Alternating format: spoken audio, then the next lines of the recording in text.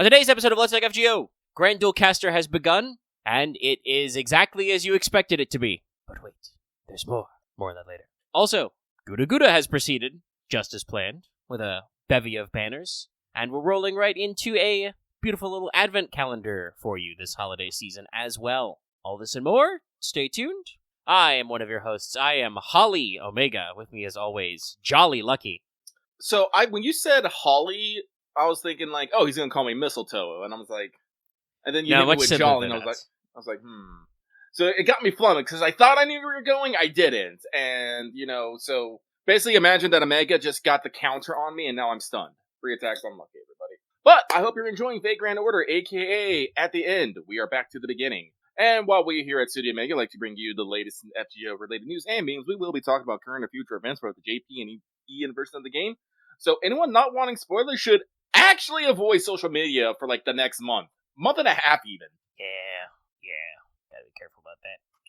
But yeah, no, I was my intro skit was much simpler than that. I came up with it literally just now in the corridor while I was out for my bathroom break because I realized that's how far we got and I hadn't gotten it. But yes, this is Let's Talk FGO. It is December.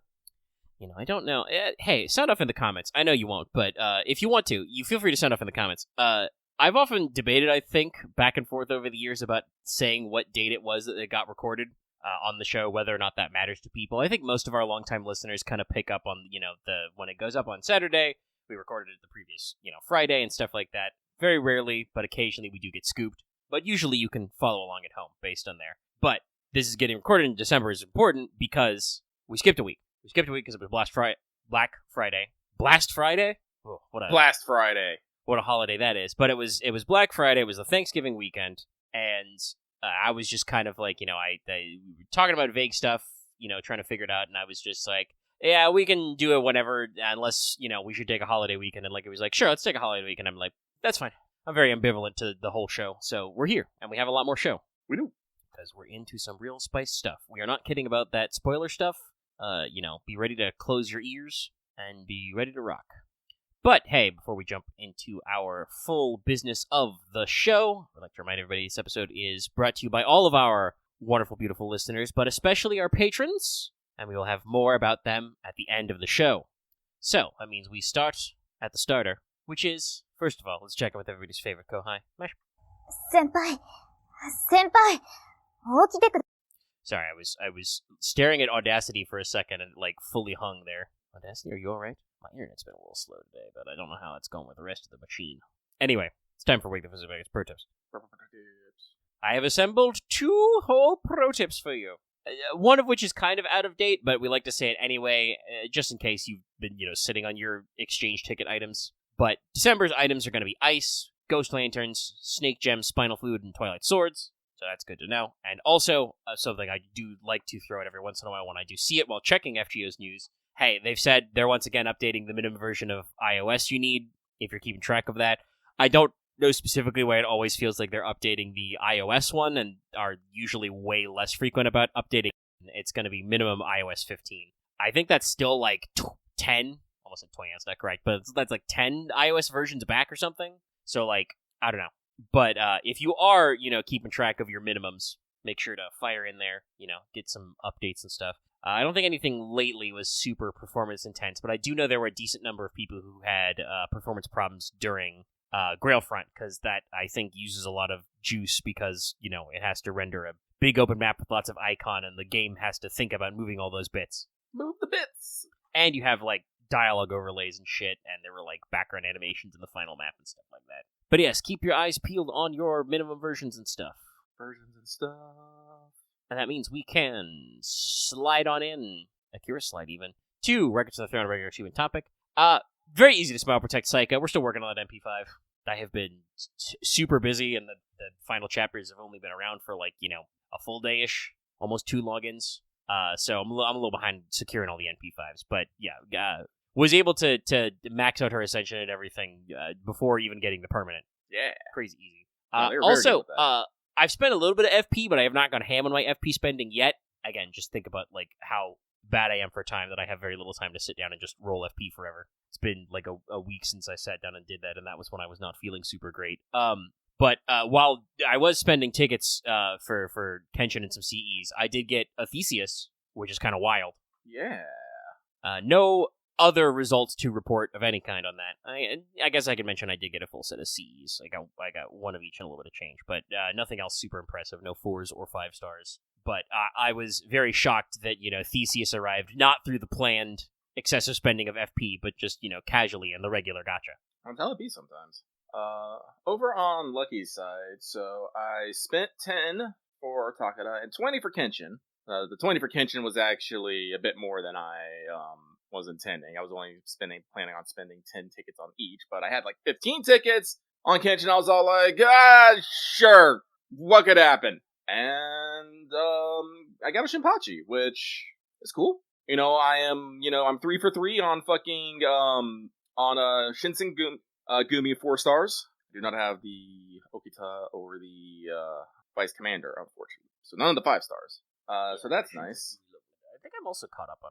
I'm a little sad to have missed Shinpachi so far, but it is how it is. Because I've secured it. And Lucky, through the power of Fate Grand Automata, has spent 3 million friend points and gotten quite a bit. I was gonna keep track of all of it, but at just some point, I'm just all like, no. When you're spending so much FP, it's just you're just clearing it out after a while. Sorry, trying to brain right now. With that, I was able to get MP5 of both Sugitani and Theseus, and protect Theseus's smile. Like I said, that wasn't too difficult. Like I said, with rolling so much on the FP gacha, there was just a lot of experience CEs as well, so it was quite useful. And with that, I was able to protect Shinpachi, Saika, and Theseus Smile, so we are good to go there. Yep. Yeah. Right down the road. I was gonna wait to see if you did it, and I'm glad I did. I mean, there was that moment we had to wait for the beat, and then we're just like, yeah, we gotta say it. Depending on how I was in there, if you heard my mic click on and off, that was I had to go run out. Bless you. Oh, excuse me. I had to run out of the hall and shoo away a cat who's yodeling for no good reason. She gets upset when people go to bed, I guess. But that is our records. That's the word I'm looking for. All right, so we go on down to. Did you finish your master missions? This week's master missions. Defeat 15 enemies with the Earth attribute. Get 50 each of the currency, stickers, wheels, Iwagawayaki. Defeat 5 servants, defeat 10 servants. Hey, do the event. Do the event. The postscript just launched. Do the event. Do the event. Log in. Takeda will give you even more apples. So many fucking apples. Good. Listen, there is a lotto coming up. There's no new SSR. There is a welfare. And there's just delicious, sugary, sweet skill cookies to eat. Okay. It's time for skelograms. But, in a sleigh bell way. But there are quite a few things to run over. Not just because we skipped a week, but also quite a lot to go through. So, number 1, in EN, Advent Calendar's back. Advent Calendar 2025, starting technically the 30th, because, we're PST server time, so thanks to being back an hour, it's technically the 30th. Going until the 25th. Log in every day for a little prize. A little treat. Yep. These are usually pretty good, the weakest you'll get will be probably a silver or bronze apple, or 2 or 3 KFP, and usually you get more than that. Mats, little EXP, some foes, some QPs, and of course there will be quartz and tickets and stuff involved. I'm sure there'll be 5 to 10 Saint quartz on Christmas Day, knowing them. Yes, lots of little treats spread throughout the month. It's pretty typical. I feel like we've been doing the Advent Calendar for many, many years in EN. It's one of the many ways that EN can catch up on rewards that, various other campaigns. Though, admittedly, I do kind of feel like the way JP's been this year is there have not been a lot of, weird extraneous campaigns, per se. It's mostly just been, Final Chapter Prelude / Grand Duel. It's like, hello, look at this. Casters. Hello, look at this. Audio call. Quartz. Apples. Banners. Gone. Speaking of which, in JP, to start off, though still running for a few days, Final Order Project, the Arc 2 Retrospective, the Audio Call 3 edition, started the 1st and goes until the 8th. 0 AP for Archetype Inception, BB Dubai and Summer Tenno banners, leaving basically the time for them to do this one more time. Hey, spoilers, it's going to be Audio Call 4, there's going to be a Training Beltronius, it's probably going to be 0 AP, and you're going to see, Dante and Medijon and stuff on a banner. Shocking, I know. But it's, it's basically going to be your last chance to catch up with the story in JP if you want to participate when it goes down. And I believe that the Part 2 finale should go live either the 20th or the 21st, I think, depending on time zones. There will be a little bit of time gating, and they have already warned you, there will be raids starting the 23rd. So there is actually some, timed participation type stuff to keep an eye on. Yeah, 20th GP time. So yes, you're going to want to make sure you're all caught up if you want to participate in those raids. Which I'm going to guess would probably be, one, you're probably going to get lots of extra damage and cool stuff, cool factors, with your grands. And then also, I'm sure there'll be lots of mats associated drops. But, I didn't realize I put Ian here twice. The GUDAGUDA summon banners, they gave us a couple. Technically, it would have been the time, I think, last week's show to talk about, the actual, launch of GUDAGUDA Goryokaku, but we knew it was happening, way in advance because of the Thanksgiving bamboozlement, so not a lot to add there. But we did get what I believe is another extra banner, which is Summer Martha Mori. That's sort of the second, goes until the 10th. And then the planned Kenshin Shinpachi Mori banner from the 3rd till the 16th, basically closing out the event. And there you go. Check out Wanted. Check out both Wanteds. I explicitly talk about this in the Uesugi Kenshin, which is it's kind of like a part 2, because, it's almost like there's a whole thing in culture now about the dragon versus the tiger because of this whole historical rivalry. But yes, those are your planned Ian banners. And that happened to kick in just a little bit before JP Grand Duel Caster, starting the 3rd of December, and available, from now until the servers explode. Your enemy, it's Pseudo-Graphica Solomon, of course. What? Of course. Yeah, it's Solomon, so some people have pointed this out. Let me actually, double make sure I've got the correct one. Yes, it's a really fancy way to say, but the Pseudo-Pygraph or Pseudo-Graphicon is a falsely attributed work, a text whose claimed author is not the true author, or the work whose real author is attributed to a person in the past. If you've ever heard of somebody say, a pseudo-Aristotle, pseudo-Dionysus, etc., that's where, the claim is that it was to that person, and then it wasn't. There's a few different ways that works out, and it does have some meaning in, Bible studies, but yeah, just in general, it's when you attribute a work to a guy, and it's not by that guy, which obviously, for this quote-unquote Solomon, is kind of important, because we all know it's the Chaldean filling in the shoes. By the way, he's got a CE now. Gives you extra bond to certain servants. So, the way this works is, this is the one that needs the furthest story progress to clear. To engage in Grand Duel Caster, you have to clear Pip 1 of Final Chapter Prologue, which is brand new for Grand Duel Caster. It launched at the same time, and requires you to have cleared Ordeal Call 4, obviously. It's very similar to the Ordeal Call Prologue we basically had to do after LB7. Right down to, what's-his-face standing on the top deck of the Stormboarder, yapping at us again. It is indeed shaped like itself. This means it's got the usual pre-release campaign and the missions, which are running a little bit before this and are going through till the 8th, so that's going to be, exchange tickets are going to be available for caster mats. You're going to get access to double XP on casters, caster in the Trials quest, half AP on all your upgrades and stuff, etc., etc., etc.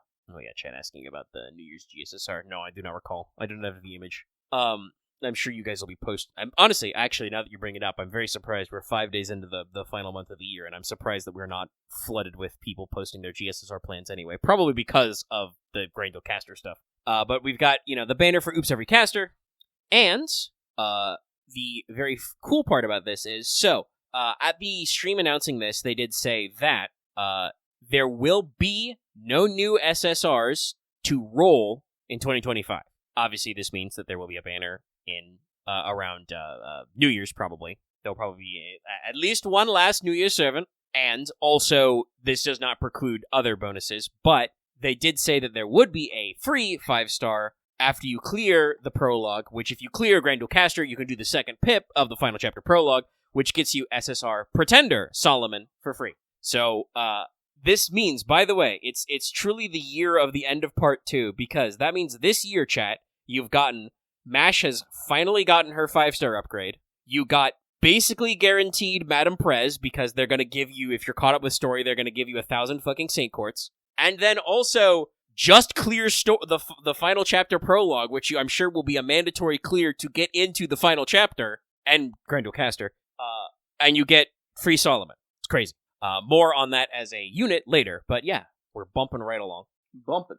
making moves. And also, to tie this in, JP has launched what they are calling the Final Logistics Operation from the 3rd until the 10th. So this is one final chance lotto to get a bunch of skill gems, mats, QP, etc. So there's no story for this, obviously. There's no actual event story, but there is a lotto, which is technically unlimited, and it does have slightly better stuff in the first 10. There's no, like, CE or anything, but there's gold apples in the first 10, for instance, and stuff like that. And there's free quests you do to farm the currency. So you just get in there, and it's out there to get you stuff. It is a smaller run, but I do believe that it is completely uncapped, so this is like your last roll run. Be a little weird if you could skip, but I guess if you want to make sure you're getting into the time limited stuff. Chat saying that you can technically skip the prologue to enter the final chapter. I guess because it is like an event drop. It's like Temple of Time Solomon. But yeah, so it's like the Final Logistics Operation literally has the bridge of the Storm Border as like its icon. That's how like loosey goosey we are. Yeah, you do have some grand prizes. So there's Beast Paws, there's some Gold Foes, there's a couple of lures. There is a Grail if you roll all 10. And then the rest is just, like, it's got one every kind of skill gem, it's got gold EXPs, like just, I think 4-star EXPs, but it's got a lot of them. You've got some apples, you've got some mana prisms, some friend points, 2 million QP per box, and then mats such as seashells, gears, octuplet crystals, dragon fangs, chains, and hero proofs.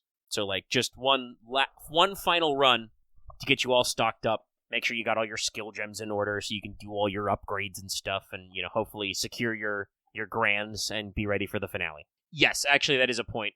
The grand duels are all technically optional, but it's going to be one of those things of, like, I don't know why you would, especially because some months you haven't hardly had anything else to do besides challenge the grand duels. But, they're leaving it open, I suppose, if you just want to clock story progress later. As, like we said, FGO's not going to, like, instantly explode the moment Part 2 ends. We're probably going to, go through New Year's. We may or may not actually have, like, story-type events in that period. We've got to plan for a Valentine's event so that they can, do Valentine's scenes for all the servants we've caught up to, and then we're going to kind of see from there. I'm personally pretty sure that the game will probably, like, I don't want to say limp along, but the game will probably, like, cruise along until Anniversary 11, at which point we will probably see our big news on, like, sequel app, part 3, whatever it looks like. Sorry, I just realized with SSR Pretender Solomon here, that means he's gonna have a Valentine's. Yep, no, it's gonna, like I said, it's gonna be crazy. There'll probably be a brand new one for MASH as well. Oh, they said he won't? That's interesting. Oh, really? That's rude. I can kind of see what we're going for, but also, yeah, it does seem a little weird. Maybe we'll see in the actual event of the timing. But there's lots of interesting stuff going on, and like I said, I'm glad they answer questions all these regular live streams, but also I guess we'll have to see how we rotate through. But there are still quite a lot of servants to run through for Valentine's and other things. And like I said, I'm pretty sure we're gonna go to FGO Fez. Not literally 11 because I don't know if they had an FGO Fez the first one, but we're gonna go through 11th anniversary, and then I would bet that's probably where you're gonna have the big old like, all right, here's our upcoming plans. Here's what you need to know. Because, like, we've been talking about this at length, FGO's not going to hit end of service immediately. I know that, like, Nasu and some other writers want to take a step back, but also we've talked about, I really hope that Lysenko really wants to make some under-the-hood improvements, because there are times when it feels like FGO is kind of, like, held together by, spit and glue. But also, like, the money-making factor is, immensely high, both in JP and even in EN. Like, they've got really good downloads, really good player retention, really good like cash per player rate kind of a thing, and they've been cruising along for like 10 years, which is not something to sneeze at. So we'll see all in all. So you got a lotto, you got your events. EN is also rounding out with our gap time while we do the last leg of GUDAGUDA. Forgot that for a second. And before we start our own Christmas lotto, we have Story Support Clear Campaign Part 5, starting the 4th, going until the 18th. Leyline Stones are back. Log in for some Leyline Stones, for some friend points from EXP, some QP, etc. There's going to be more Leyline Stones in the shop. There are limited time master missions related to free quests and clearing Ordo Call 1 story. This gives you more Sync Quartz and more teapots. Only like 3 or 4 teapots, but still teapots. And you got half QP on servant enhancements. And then I had a note about, the Part 2 finale's timing and when the raids will cook off. But we already talked about that. So yes, all in all, many interesting big riches things happening. Close the tab on that. That's where I had the big one. I mean, I don't think you're going to get discounts on QP and MAT. Well, you're not going to get discounts on MATs. You want discounts on QP for extensions. I'm pretty sure that's happening right now. I just said it's half QP on servant enhancement. I don't believe that accounts for CEs and costume unlocks and certain things, but servant increasing stuff should be part of it. I don't know, like, thanks to the power of the raids, Lucky's almost at 2 billion QP. Like, yeah, that means you've actually gone over the original cap. Yeah. Yeah, no, I did not get to hit the raids quite as hard as everybody else did, because I had to, as I said, do a little dark wizardry. Had to find a comp that worked. Because as I do keep pointing out, because several people have fumbled it in the comments, yeah, I don't have Oberon, guys. I've actually rolled on his banners. I don't have one. I fired GSSRs to get him. He still hasn't showed up, so, like, I can't do that, chat. Again, this is the slight problem I have with people in the meta. It's like, just use this. It's like, I don't have that. Yeah, like, I think I talked about this before when I was talking about how it wasn't, like, easy. I wasn't able to, like, easy breezy through the coin thing, the coin guys on Bleach Earth, and they're just like, Ashia Doman strats, just eat that completely. And I'm like, dear listener, wonderful commenter, do you think I've rolled deliberately for an Ashia Doman? Shaking head gesture, looking around. Yeah, as I like to say to the audience, you guys don't pay me enough for that. You do try, as seen in the last show we recorded a couple weeks ago, where the gang just fucking guilted me by sending me free money into rolling on the GSSR.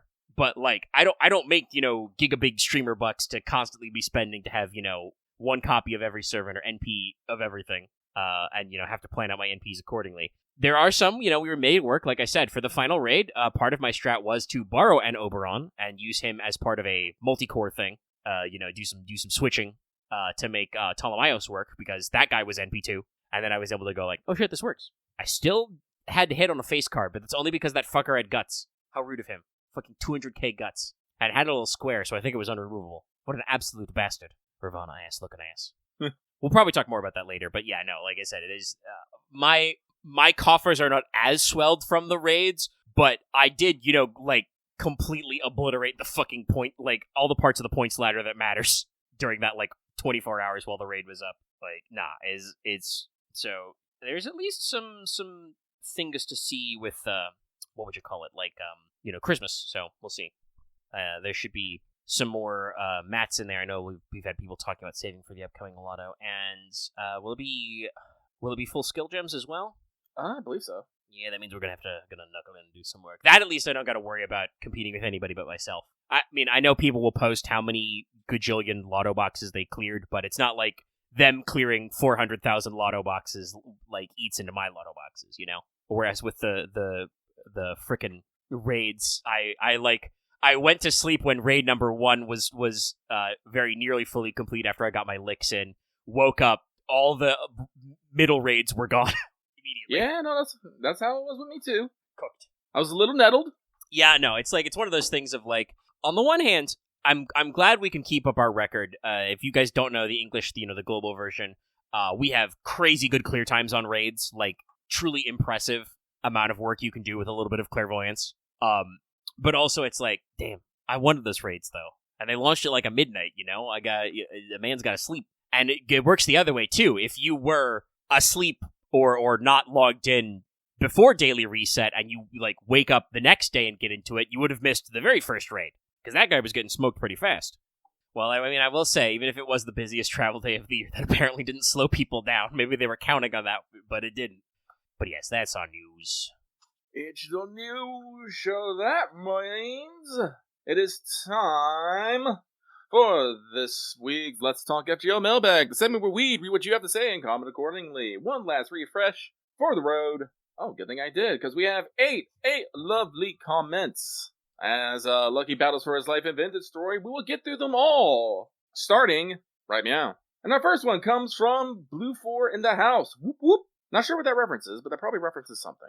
But they say, no question, only party vibes. Put on your hater blockers and blast that EDM, yo. Oh, excellent. The light temporal storm is approaching. Cool.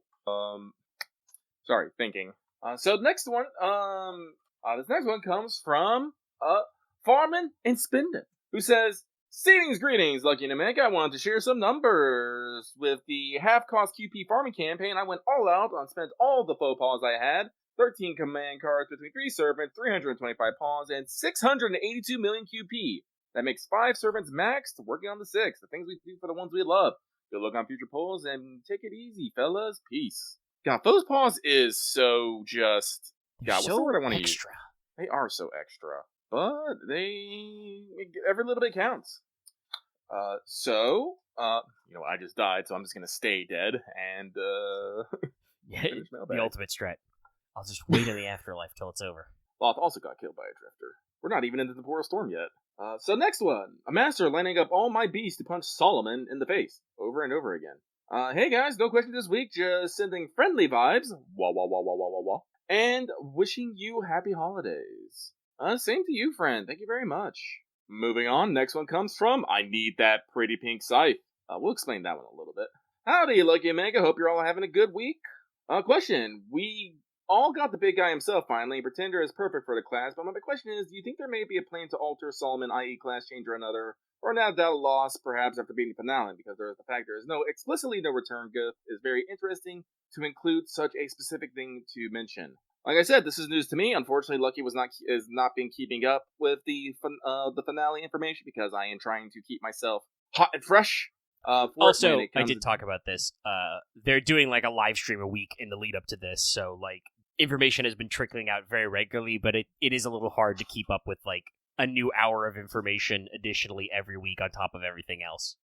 So, like I said, who knows what they may be planning? Like I said, I am trying not to speculate too hard. Like I said, I want to be hit emotionally and devastatingly in the gut when things happened, and so that kind of means I'm keeping myself out of the loop. I know keeping myself out of the loop is not what you're supposed to do as a content creator. You're supposed to be, you got to keep your finger on the pulse. You got to report the news. You got to hustle. I ain't about that life, guys.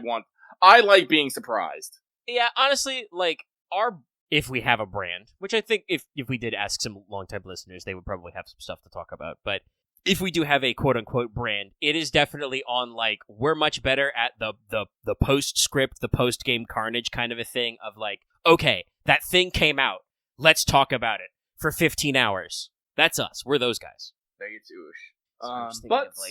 The Pretty Pink Scythe that this person has mentioned is related to Final Fantasy XIV, in which, once again, Lucky was wrong. I thought the dev stream was tonight at 3 a.m., not last night at 3 a.m., so once again, I missed it. This happened last time, too. Like, I have to remember, it's happening Friday in Japan. That means it's Thursday here.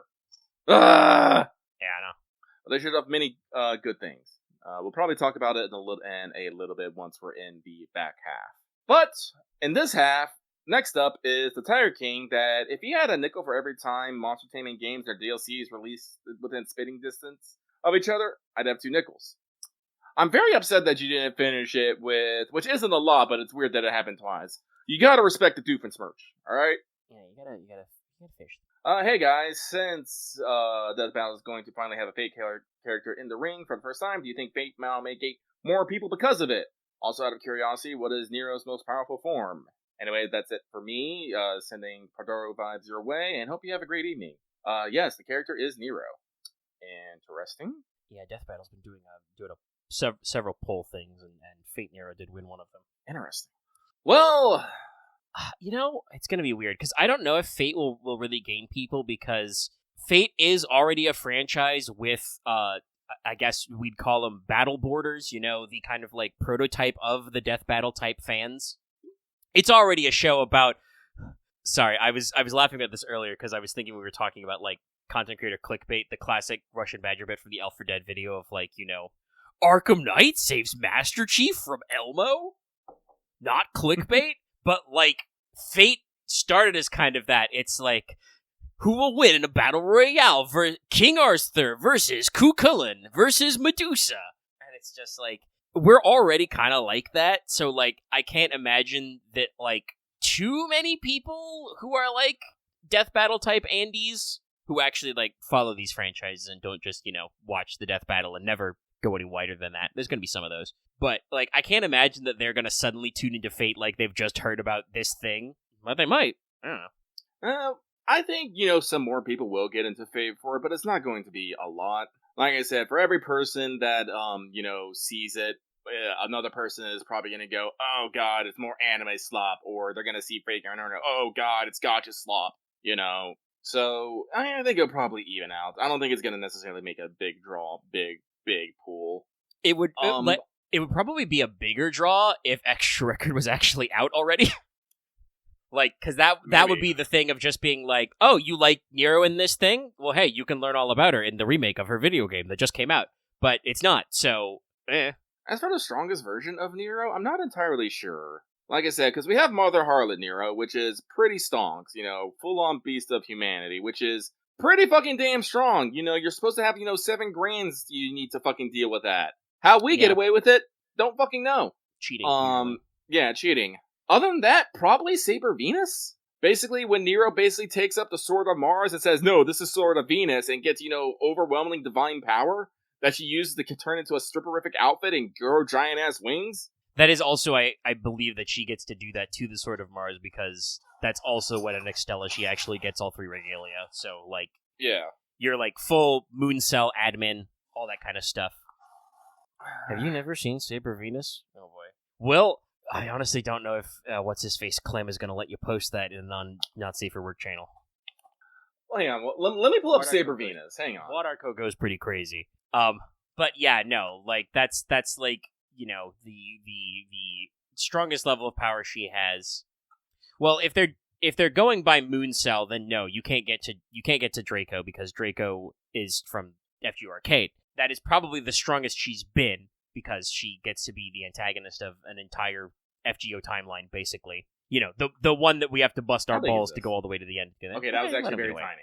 It's a small image, but it is the whole thing. The gameplay slice there from Extella is mostly covered up by text, because that's how much of Nero's body is showing, that all text graphics cover up most things. It reminds me of a quote from, like, one of the... Oh, funnily enough, that was actually from the Death Battle Wiki, and there's, like they're already Saber Venus and Horror Babylon and, Bewitching Queen and Demon Beast, all of those are, like, under the Appearance and Abilities tab, so who fucking knows? I would not be shocked that I know that the Death Battle guys already said that, like, hey, this might take us a while. We gotta go in the can. We've never done a Fate character before, so, like, figuring out how this power scaling works is, like, a thing. Because, like, I do not want to necessarily shit on Death Battle. That's never been my thing, but from what I understand is they usually do try and, like, go in the tank and, like, try and figure out how to compare characters.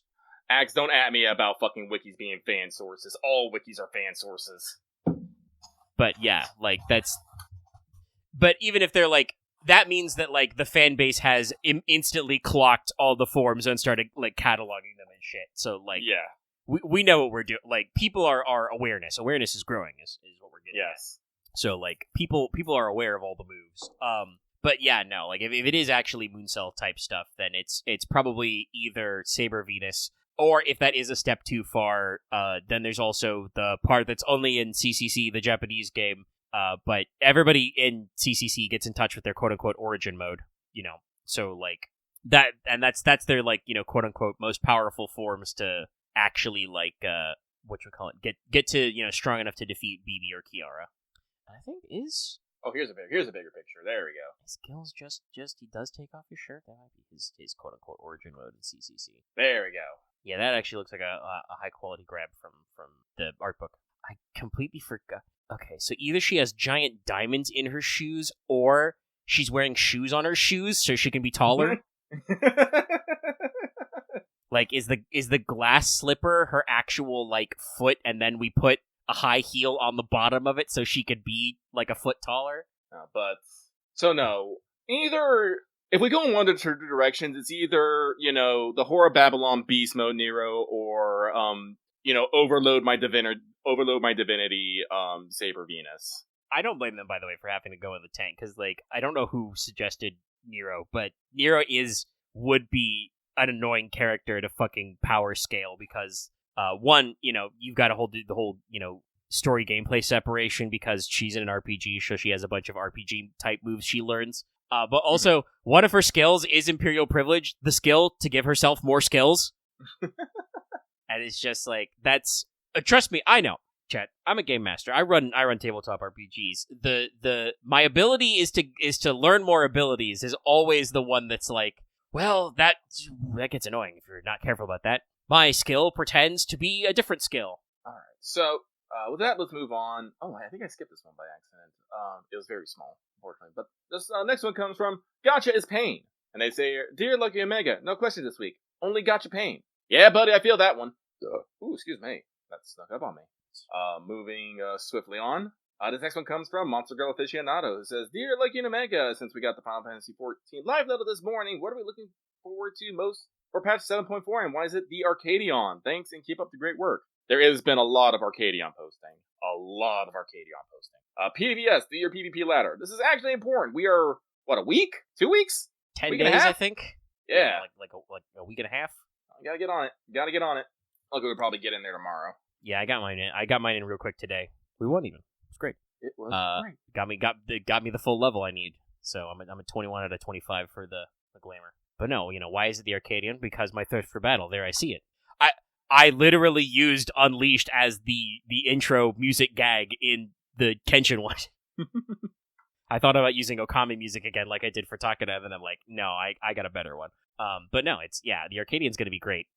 But there is honestly quite a lot of cool stuff they've got going on that seems pretty neat, including crazy-ass mechanics. Somebody already showed that one. It's like a split second in the trailer, Lucky. I don't know if you've watched the full trailer yet, but it's up. But there's a split second against, I think it's another behemoth, but it's just like, they're just drawing like 9 billion lightning lines with like very, very tiny spaces where there's no overlap, and somebody just says, could we not? And I'm just like, nah, this is Dawn Trail, baby. We can and will. There's a train that's gonna kill you. He's gonna grow ghost arms and punch you to death. That train trial, by the way, looks fucking sick. No, it's gonna be crazy good. They showed fucking Hard-a-Boiled doing the Akira slide. You gotta do the Akira slide. The Akira in slide black and white. No, it's great. No, it's so sick looking. I better be able to do it. I better be able to do an Akira slide at some point. I mean, if nothing else, that means we know the animation exists. But yeah, no, lots of super fun stuff coming up. But the Arcadian raids is the big one. Guess what, chat? One of them is a tag team. It means one of them could be Brood Undertaker. I mean, that's what I'm hoping for. I'm literally not going to let that joke die, not even after the raids come out. I won't let it go until the Savage version comes out. Just because they could sneak it in. Because it's like, it's either Brute Bomber for the third time, or it's Wicked Thunder 2, based on the trailer. Because they got Wicked Thunder in like a tube. Some sort of sinister tube device. So, like, I don't know. But, yeah, fucking, I'm just like, it's gonna be sick. It's gonna be sick. Honestly, the part that probably that's the most exciting is, one, they're doing the glamour uncapping we've talked about before, Yeah. But also, this was a very minor note, but I saw it, we're changing how glamour sets work. Oh. A little bit, and they're gonna make it so that you don't need to have all the items to make it a glamour set. Oh, really? Yes. So it seems like you'll be able to, still not getting more slots yet, but it seems like you'll be able to compress more stuff easier, because even if you're only at, like, 2 out of 3 or like 2 out of 5, you'll be able to put them mark them as glamour set items and have them compressed down. I don't know if they're raising the level cap as well on items that can be glamour setted, but yeah, making it so you can compress items that you don't have literally every piece of the set yet is gonna be pretty good too. That does sound pretty rad. Okay, and so last but not least, this one comes from Soul of Light Mode Discord. It says, Dear Lucky Tiger and Dragon Omega. Excuse me, I flubbed it. No question this week. I keep missing mailbag because I've got such a jank schedule for work, but I always want to at least send you both some good vibes. Wah wah wah. Oh, thank you very much for your vibes. They have been duly noted. But with that is gonna be it for the mailbags. All right, thank you very much for who sent something in. All right, that means it's the mailbag. Actually, I joked about this. Patron chat just brought this up. I'll say this is where I joked about this in the Wanted, but my joke was that in real life, clearly, Uesugi Kenshin started a rivalry with Takeda because Takeda stole Kenshin's gimmick. Because starting from Nagao Kagetora, his original name, Kenshin went through like 4 different names, most of which had Tora in them, and was known also as the Tiger of Echigo before people dropped it for the Dragon. Which seems mostly have been through one of Kenshin's famous banners. Had a dragon sign upon it, along with, the Rising Sun and the first character of Bishamon. But yes, that's going to be the mailbag. That means we're going to move into free talk, where we have quite a few different things to talk about you. First, let me, for the sake of the health of the audio, give it a little stop down and reset. I'll I'll slide on it. You won't notice anything, chat. Okay, we're recording again. We're back. So, we are in free talk, but that gives us a few different things to talk about. Since we're kind of here, why don't we start with GUDAGUDA impressions? Yeah. I say impressions with the question mark because usually we say like first impressions, final impressions, whatever. It's probably not final. I mean, I'm not we just got the postscript. We just got there, so probably not final. But so GUDAGUDA started off quite serious, as it has been recently. Basically, we are taken to a singularity, but alas, it is a trap. Nobu gets ganked immediately, and Saito and Okita are held up along with the demonic vice commander as we make our escape with Kagetora. Turns out that behold, it is Imagawa. They have pulled a Uno reverse card on the Battle of Okahazama, leading in Imagawa's victory instead of Nobu's.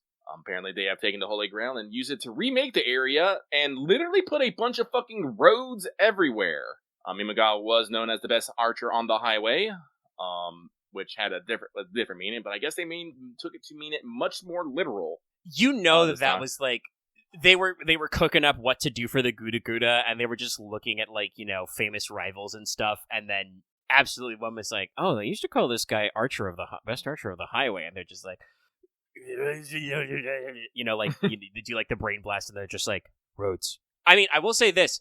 This is actually how Takeuchi decided on Kenshin's design. I did some of this research in this, and so ever since Kagetora came out, they knew that they wanted to do a 5-star version, but Takeuchi, who is Kagetora's and Kenshin's artist, wasn't sure what to do for the Ascension, so he kind of like let it sit back. But when he heard that they were gonna do Takeda Shingen for the new GUDAGUDA, he was like, well, we have to do the 5-star of Kagetora. And he talked it over with one of the writers, and just apparently the only spark he needed to get it done was the phrase gun turrets. Which, again, if you haven't watched the one, you should, but also, too, it's a pun. The phrase for gun turret is the same as the phrase for treasure pagoda, which is that thing that Bishamonten's always holding in his hand in statues. Yeah. So, like, I'm sure Imagawa was the same way. They were just like, Rider of the Highway. Well, we can do something funny with that. So basically, Kagetora is very injured, and we limp away. We make basically to a highway rest stop where we run into, a nice young woman, running a fucking, van-based shop. Alas, we learn more about the area. Apparently, Imagawa has been rounding up folks to turn them into super soldiers so he can, do the big fight. And lo and behold, that happens in front of us. We see a bunch of people and children being loaded up into a van, and we're like, nope. Can't let that happen. We meet a mysterious old man who also wants to lay down the beatdown. And of course, we are joined by the young woman earlier because we hired her for some reason. She said, hey, it'd be a very good idea if you bought this ticket. And we're like, okay. We do a lot of that in this story where somebody will say, hey, Master of Chaldea, it'd be really nice if you did this. And we just go, sure. Turns out that girl is Saika Makoichi, leader of the famed band of gun-wielding mercenaries from the Sengoku era, and the old man is Nagakoda Shinpachi. Yes. Was it second captain? Yeah, was it first second? Captain? I think it was second captain. Second unit captain of the Shinsengumi. It's very cool. It's pretty fun to me. Like, I get why they have him clash with Saito so much. But it's funny to me about his design where Shinpachi is usually, kind of doing his, like, old man mode. He and Saito were, like, two of the big Shinsengumi to actually survive through the whole incident. Yeah. And I think both of them ended up in the Meiji government afterward, though possibly under pseudonyms. That is, I think, kind of one of our what would I say, recurring themes of this one. Like, This is a pretty decent story because there's only 2 time periods. Mm-hmm. We don't do a Yamatai Koku angle. So it's basically like the Shinsengumi side has a lot to do with some of their members spinning off, but a lot to do with the Goryokaku, the alleged time where the Shinsengumi met their end. And the other part is a lot to do with like Imagawa and his relationship to the whole thing because we have, the rivalry between Shingen and Kenshin. Yes. So yes, the Saika join us. Shinpachi is there. He's old. He's old. So we're going to head off down the highways and get these people to a safe place. So we bundle off. We meet the newest Nobu units, Nobu drivers. They're very cool. I love them. And they love their cars. They love their cars. And we basically head out down the highway. We are basically under attack again, and we get saved by a cool dude in a very red car. Surprise, it's Takeda Shingen. Or, in this form, Harunobu Shingen. Or, Takeda, excuse me. Yes, you know. His original adult name, he took Shingen as a Zen Buddhism thing. Yeah. Let's see here. I'm like skipping through a lot of things, but there's a lot of jokes going on here, and I'm trying to remember if like there's anything I am necessarily forgetting off the cuff here. I think the only thing that's relevant to the story right now is that we forgot to mention this at the front. Kagetora like takes not a literal bullet, I don't think, but takes a hit for us. So like she's been injured this whole time. Yes, which is why we need some help because she's slowed down. So when Shingen rolls up and bails us out, immediately Kagetora wants to fight, and Takeda is just like, nah, you're beat up right now. I don't care. Get the sassy lost cat away from me. Literally bats her away with his iron fan. We learned that Shinpachi was already on his side. Calls him General. Mm-hmm. And we learn a little bit more about the adversaries as well. There's another guy from the Shinsengumi, or rather the Guraku, on the opposite side. I forgot his name already. Which one? Big Chungus or no? Slippery little McGee. eel. That's Mr. Ito. Yes, Mr. Ito. Big guy was Hanzo. It was yes, something. Yes. Which also, once again, another guy who I'm like, I can't believe. I think Hanzo was one of his names, but yeah, Hattori Takeo. Oh, was it Hattori? Oh, I thought it was Hanzo. Excuse me. No, Hattori Takeo. Yeah. That's one of those guys that, like, Ito, we can leave it or live it. I'm kind of surprised that, based on how extra his design is, that Takeo is not a playable character, because he's got... in a flashback, they show him as just a fully armored guy, and then also in the current, he's like, fate juiced up super armored guy. He has a voice actor and everything. He's spitting dialogues during his fights, but, Sorry, I was thinking of a comic about a later moment. Anyway, he's like the invincible guy who, captures Ogata and Saito, so they get captured and we get to see through some stuff because they yap back and forth. Ito likes yapping. He loves yapping. He definitely likes talking about how the Shinsengumi betrayed him, and will definitely not let that go. Ever. I get the strong impression that, like, I mean, I do think he does, like, occasionally draw his sword, but, like, he's not the fight guy. He is the talky guy. Which is probably why he didn't get along great with the Shinsengumi. The Shinsengumi, infamously known for being killers first, second, and third, and talking possibly never. Yes, Ito was very much more a schemer. But apparently he wasn't that bad with a sword. Like you said, they were talking about in his story, even drunk he could take out the Shinsengumi rank and file. But Hattori, Ito, and Imagawa have all joined forces to do something. Takeda takes them a while Shinpachi to explain their sinister plan. Yeah. Takeda and Shinpachi are on the other side, and there's a third force, apparently. It's a motherfucking Bishamonten, playing, the Great Equalizer, who literally keeps the, fight in a stalemate.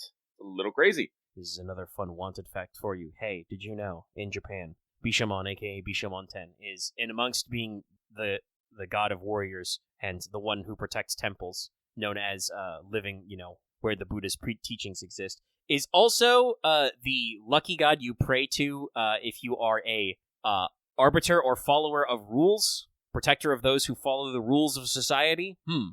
Makes you think, doesn't it? Actually, I do not remember why we decided to, but we decided that we need to take out the god of war there. I do not remember basically, why. some Imagawa guys catch up to us, and that's when Harunobu saves us, and he basically says, alright, hey, Master of Chaldea, I need you for my plan. My plan is to defeat the Northern God of War. No, not that one. The other one. Yeah, so he was like, I will ally with you against... I will end my agreement, because they'd, like, come to terms with the Imagawa as, like, a neutral party. He was like, I will end my agreement with the Imagawa right now, in the middle of, like, some Imagawa soldiers being like, oh, General Takeda, you've captured them. But you gotta help me kill the God of War. And we're like, okay. This is, like, the second time we just go, okay. Also, no, true to fact, Takeda Shingen, like, brilliant commander. I don't want to say he was, like, slimy, because he wasn't really, like, a backroom dealer, But he was not afraid to break an alliance with anybody ever. Like several times went against his historical allies in order to make territorial gains. But yes, so we get into a few scraps and we get slurped on back to check out what Kai is like. Yeah, I do love the fucking. We do have a few unique NPC sprites, and I love it. It's fucking people in traditional Japanese clothes with just a biker gear on top of it. So you have someone wearing a fucking. You'll have guys in and loose robes, and you'll just have a leather jacket on top. It's like, oh my god, it's so great. But at that point, Ito is fucking scheming. Like I said, they canceled all our Shinshin Gumi friends, and he tells Saito, hey, go tell your master we want to make an alliance to take out the Northern God of War. And Taito is all like, you're doing some fucking scheme. And Ito's like, yeah, what are you going to do about it? And he's like, shit, not much. Yeah, he's basically like, I challenge you to break our alliance and not come back. And Saito's like, well, so he's expecting me to betray their confidence and not come back, so I have to come back. He literally tells us that, like, he meets up with us finally, and he's just like, hey, master, it's me. I've come to report to you that Okita and Hijikata are captured by Ito, and I've come to tell you that the Imagawa faction wants to ally to kill the Northern God of War. And we're just like, oh, well, we were planning on doing that anyway. And he's like, cool, sick. I gotta go back now. And they're like, why? Well, they told me to come back, and so I just know they're expecting me not to come back, so I gotta go back. But we head on up, and I do love this scene so much. We're making our plan to fight the God of War. We're like, all right, we're gonna go left, they're gonna go right, you're gonna go up the middle. And then fucking Hattori shows up and is like, good, yes, I will join on this plan as well. And everyone's like, huh! But we get over it. Yeah, because he's just like, well, what did you expect? We're allies. Yes. And it's like, and they're like, okay, cool, new plan. They'll go this way, you go this way, and we'll all attack her together. And then Bishamoto is like, yes, I would like it if you'd all attack together. Again, great comedic timing. There's some great faces in it, in the actual story sprites. Yes, and the Clink comic is also very good, because it's just like, yes, exactly. That's because that's exactly how it goes. We're just all minding our own business, and then just the Northern God of War is there, and everybody's like, huh! No, it was good. It was like, it was Scooby-Doo ass. I love it. It was Scooby-Doo ass. But we get our asses beat. Not even gonna lie. Not gonna post it. I'm a little actually fuzzy on the details in this immediate area right now. What happened? Sorry, I was out checking it. Once again, the cats are yodeling. No, so we get beat up. We basically get ready to do everything. And make a big run, but we get ready to set up the play, but then Bishamonten basically, like, Kenshin uses aspects of Bishamon White, for the first time, uses her NP. Shiranui. And blasts Shingen and, like, almost but not quite kills him, and we have to buy some space, and we have to retreat. Yes. But then we establish unspoken plan number 2, because he's gonna summon his castle first, but it's not gonna work, and then you gotta set it up, and then he's like, all right, don't worry, I figured it out. Ah, yes, now I remember. And then we do, like, the unspoken plan guarantee. The unspoken plan guarantee is that basically Takeda realizes that he can take the Noble Phantasm if we use it fully. Because even though Kenshin absolutely changed the name of the sword to something cooler, the giant, blade she has was actually a return gift from Harunobu when Echigo sent Kai salt, because that was how one of his great splits was one of his former allies was like, yes, I'm very upset with you, I'm going to embargo salt. I'm kind of sad they didn't, I don't know if it was like not in the literal text or it was just not translated, but kind of sad they didn't actually use one of Kenshin's real life quotes. But apparently in the actual letter Uesugi Kenshin sent to Takeda about this, Kenshin said, I do not fight, I fight wars with a sword, not with salt. Instead, we get a reference that Kenshin's letter is much funnier to Shingen. But as a result, he sent back a, relic treasure of the Takeda, and that's actually the sword that the Northern God of War has. Yes. So he can actually, Uno reverse card again. So literally in reverse cards, gives the sword to Kagetora. Kagetora does basically the exact same move on Bishamonten. basically canceling out her advantage and does the damage. So we're like patting ourselves on the back, and guess what? It's betrayal time. Ito shows up with Imagama and is going to go serves up Ishamonten. Yeah. I think this is they already like alluded to it earlier, I think, that like this is what happened with Demon King Nobu's essence, but this is the first time we know for sure that Imagawa was just slurping up serpents. Yes. And then he shows up and he's ready to rock, and then also Saika shoots Takeda in the back. Bang. Bang. And we're just like, oh no, Hotaru, why would you do that? And it's like, he fucking killed my father figure. And I'm just like, And Takeda's just like, whatever, man. I told you mercenaries suck ass. So we give him like a little bit of a tickle. We give him a little bit of a tickle, and then we grab Takeda and run back. Shout out to fucking Hattori though, who was like, no, we're allies. I'm gonna fight for them against Imagama and Ito, and Ito's just like, what? He's like, we're still allies. Yeah, Hattori says, I know it is cruel of me to turn my blades against my lord. I can never be forgiven, but I would like to remind you that we're still allies with those guys temporarily. So I have to buy space. It's very funny, and I assume it has to be deliberate that like Hattori is like so like extra freaky. Like I we all made the joke 2 years ago, and I made it again about Ravana ass looking ass.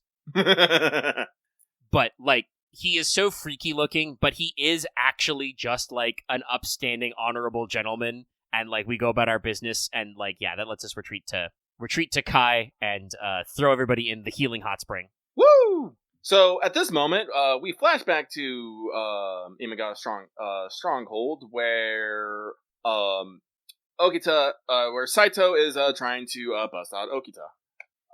They try to make their escape, but Ito and Imagawa show up and be like, "Behold, the Goraku! It flies! You can't fucking escape! No matter what you do, run, peasants, run!" Also, this is when Ito reveals, by the way, I have extra Imagawas.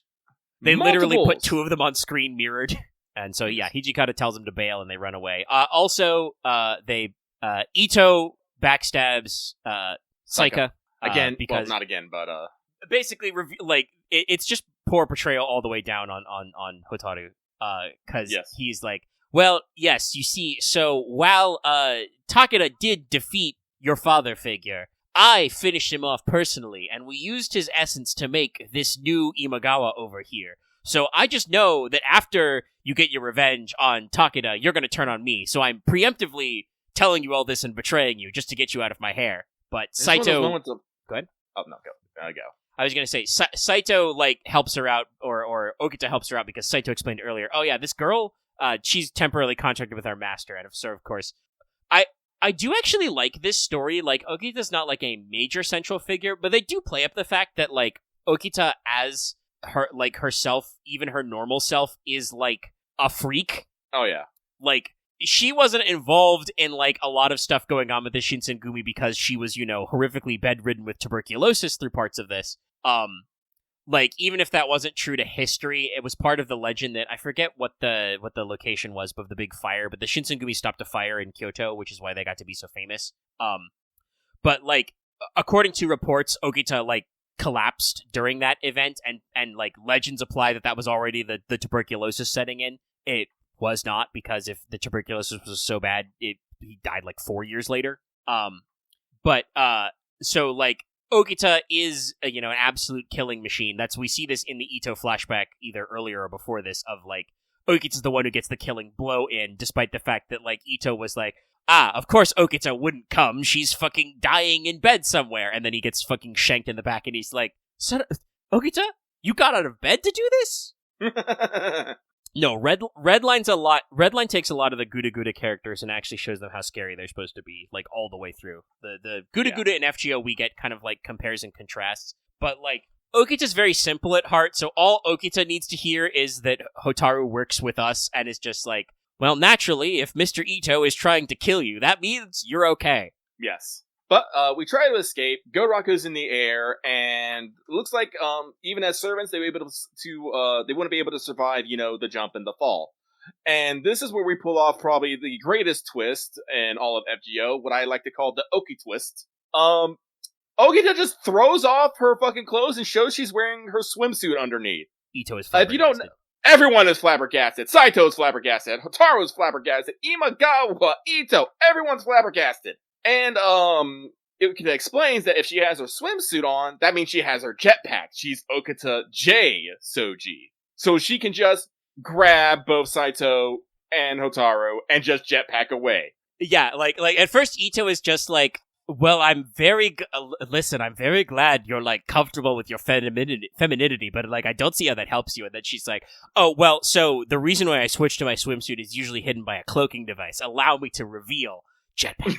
And Ito's just like, what? And everyone's just like, how? And Okita says, oh yeah, no, before he left, Himiko said put on the swimsuit. And I was just like, and Okita was like, okay. Perfect. Well, shout out to both Himiko and to Okita for just doing that. Oh, again, this is why we talk about Okita being, like, you know, a freak. Like, Okita hears Himiko go, Okita, you should wear your bikini to the mission. And she's just like, okay, thumbs up. Chaldea, by the way, knows that we've got some fucked up stuff going on because they've, like, lost contact and stuff. So they're, like, planning on sending reinforcements. This will come up later. Yes. But yeah, so Okita flies away, but this still has the other problem they talked about. One of the problems with them just jumping off the edge is that Imagawa is a really strong archer, and there are two of them, so, like, they would probably get hit before they got to the ground if they tried to, like, slow their fall with, like, magical energy or something. Mm-hmm. Because Okita still gets hit after Ito does some fucking course correction with his two archers he's got. Yeah. But, somehow, magically, they land in the very same hot spring that we're, in. So everyone's back together! Cool! Okita immediately gets comfortable in the hot springs. Yes. The hot spring, by the way, is a great funny scene because everybody's obviously in their, like, normal story sprites, but, like, you can ask about whether or not you've got, like, a towel and stuff. Like, I get the impression that if this was, like, animated, everybody would just be, like, fully naked. Honestly, I can fucking see Kagetora just hitting the hot spring naked and not giving a fuck. And that, like, obviously because he's trying to get the healing juices, like, I imagine that Harunobu is at least probably stripped down to, like, the, you know, the towel. But it's just, like, him just being like, oh my god, Kagetora, you're a freak. We should mention this is after Kagetora, because in Kai, we've seen modern Takeda and both his armored form as well, but he showed off his bright red car. So, Kenshin has transformed her horse into a motorcycle and gotten a modern look, which is why her second ascension exists. Yes. And they already had a race, up and down the highway. No, they definitely play up the rivalry between Kenshin and Takeda here. Basically, every opportunity they have, they're taking jobs at each other. They're doing some sort of contest, maybe doing a fight, a race. Like, God, I wouldn't be surprised if they, like, had a contest. Well, actually, I think they kind of did have a contest later about the with food and stuff. But no, it's played up very well, and it's very interesting, honestly, in my opinion. They have a very comedic rivalry that can also be very serious, but is also, I mean, and it's true to life. Like, again, talking about, we do actually have a decent amount of, like, written material about both of them from the period. Like, but Uesugi Kenshin wrote in, like, a public statement after Takeda died, because this was the first time they were on the same side, right? Like, was the Oda containment plan. They were joined the forces to try and contain Nobunaga on behalf of the deposed shogun. And after Shingen beat the pants off Tokugawa Ieyasu, gave him the worst beating he's ever gotten in his entire life, he was delayed on the field and died a few months later. Usually it's said to be of an old bullet wound he got from that battle. It was part of a castle siege, and he was said to have been struck, and it caught up with him a few months later. But, in a letter about his death, Kenshin wrote, we have lost a great hero. There will never be another like him. Mm-hmm. And allegedly wept. Like, they were real-life frenemies. It's so much so that, like, by the way, the moment Shingen is, like, out of the picture, the Uesugi and the Takeda, like, immediately get into an alliance together. Like Kenshin and eventually Kenshin's successors, like, immediately allied with Takeda Katsuyori, Shingen's son. Like, they knew each other very well, but were also, like, I don't want to say hated each other's guts, but, like, were clearly not afraid to get in a fucking scrap, because they fought over Kawanakajima 5 times. But yeah, they have this back and forth. I think it's funny because I think you can take it as, like, a shipping thing, but also maybe they just really want to punch each other. Like, it has a good coda in the end, because, like, I think they both have their reasons. Shingen is basically, like, world's strongest man type shit. Mm-hmm. He's like, there's no man on earth is as strong as I am. And then they're like, well, Kenshin's a woman. And he's like, shit. And Kenshin, really likes fighting Takeda because she is, in fact, an inhuman monster. We go out of our way this time to say that, like, not literally the child of Bishamonten, but that it's revealed way later that Kenshin's mother consumed some of, quote-unquote, the Buddha's own bone meal. Mm-hmm. Again, if it was literally from the Buddha, nobody knows, but that's what she thought, and so as a result, she had a divinely blessed child who, as we get to see, was a very unsettling baby. I think that, like, at least as written anyway, Kagetora's father kind of overreacts when he's just like, that's real freaky that my baby laughs instead of crying. Like, I don't know. Maybe give your kid a little bit of credit. Like, I don't know. If my wife told me, my lord, your child has been born, she's definitely an avatar for Bishamonten, she laughs instead of crying, I would be like, I wonder what this baby has to laugh about. What's going on there? What's her deal? But also it is probably deeply unsettling because Kagetora's laugh is supposed to be, like, very loud and forced. But yeah, no. Also, by the way, that's something I think that probably Kenshin and Shingen could talk on. Both had kind of bad dads.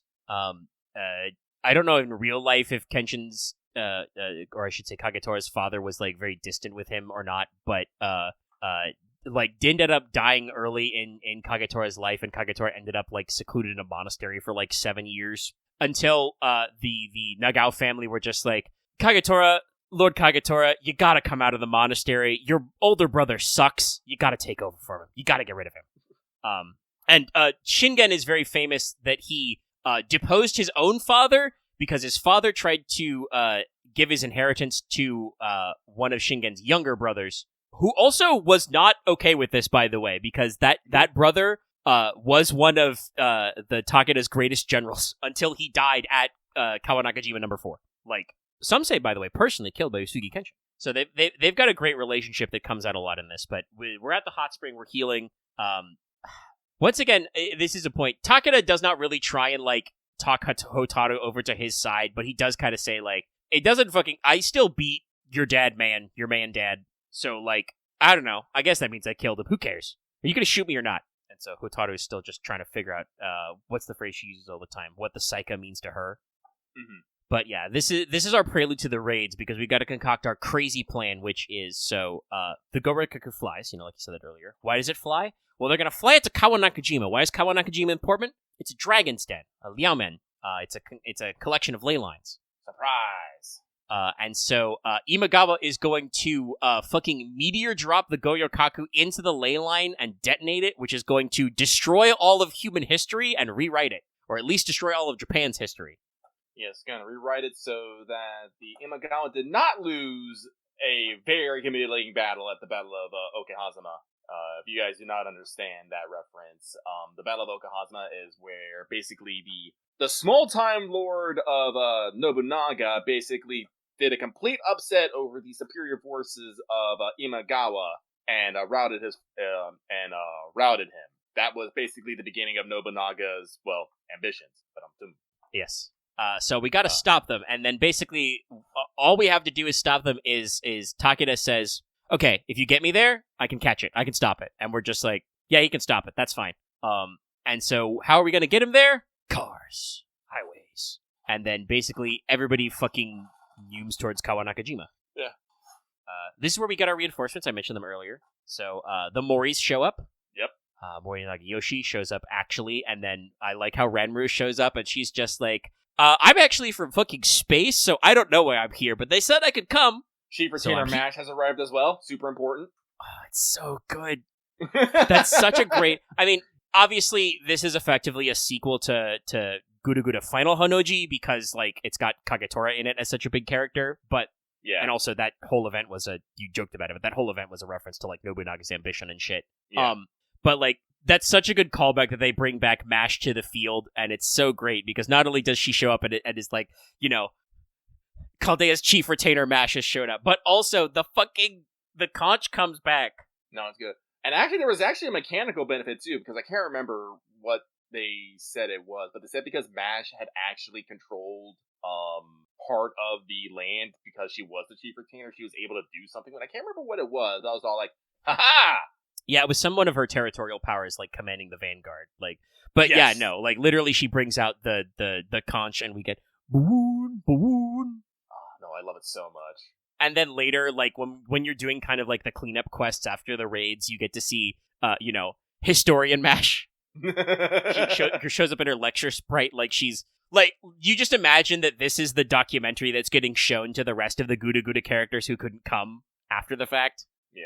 Oh no, it's real good. Like I said, the story starts very serious, but we get to keep our very funny notes all throughout. No, it makes me happy. But basically, Imagawa is basically throwing all their forces into getting to Kawanajima, and we gotta basically not let them. So he has at this point 4 Imagawas. Because let's see, one was Nobu, one was Saika. One was Hijikata at this point, and one was Bishamon. Yes, that's what it was. Yeah, we mentioned it briefly earlier, but like Okita and Saito get to talk to Hijikata, who's in like the giant evil generator room, but then also they turn him into an Imagawa. Yes, I think he was just in the evil generator room, so Ito could have somewhere cool to monologue about his evil plan. But raid times. We have 24 hours to stop them, and it took 24 hours. Those raids were done. Cooked. It started with like slightly large Imagawa soldier, and then the actual Imagawas, and then the actual Hattori raid at the end. No, it was. I'm pretty sure that the raids were all done before maintenance happened. Because, like I said, when I woke up, 10 a.m. That day, we were already like a quarter through the fucking I don't know if Hattori. Yes, it was just barely before reset. That's right. Thank you, Robin, in chat saying it was about 2 minutes before reset. Yeah, it was. It was very close to the reset timer, but we did get it all done in 24 hours, literally. I remember it was 24 hours. I don't remember like how close. I didn't know it was that close, but yeah, I remember it was like under 24 hours. So yeah, we got it done in 24 hours, and he did have half the raid lives on him. Yeah. But after that, we get to place. Takeda fucking deploys his castle. Yep. Once again, I'm drawing a blank on what happens. Well, first of all, there's a little bit of shimshammery, flimflummery, because first of all, this is one of several references in this to the fact that the master has a driver's license. Yes, we talked about this. Because we get revealed that basically actual Takeda took the back route so he could make it there in time and be at the right of the core. And in his car, he stuck a dummy using his armor, and we actually drove his red car like up the highway. Fun fact, Takeda Shingen used a fuck ton of body doubles. A fuck ton. Like, true to life. It's crazy. Yeah.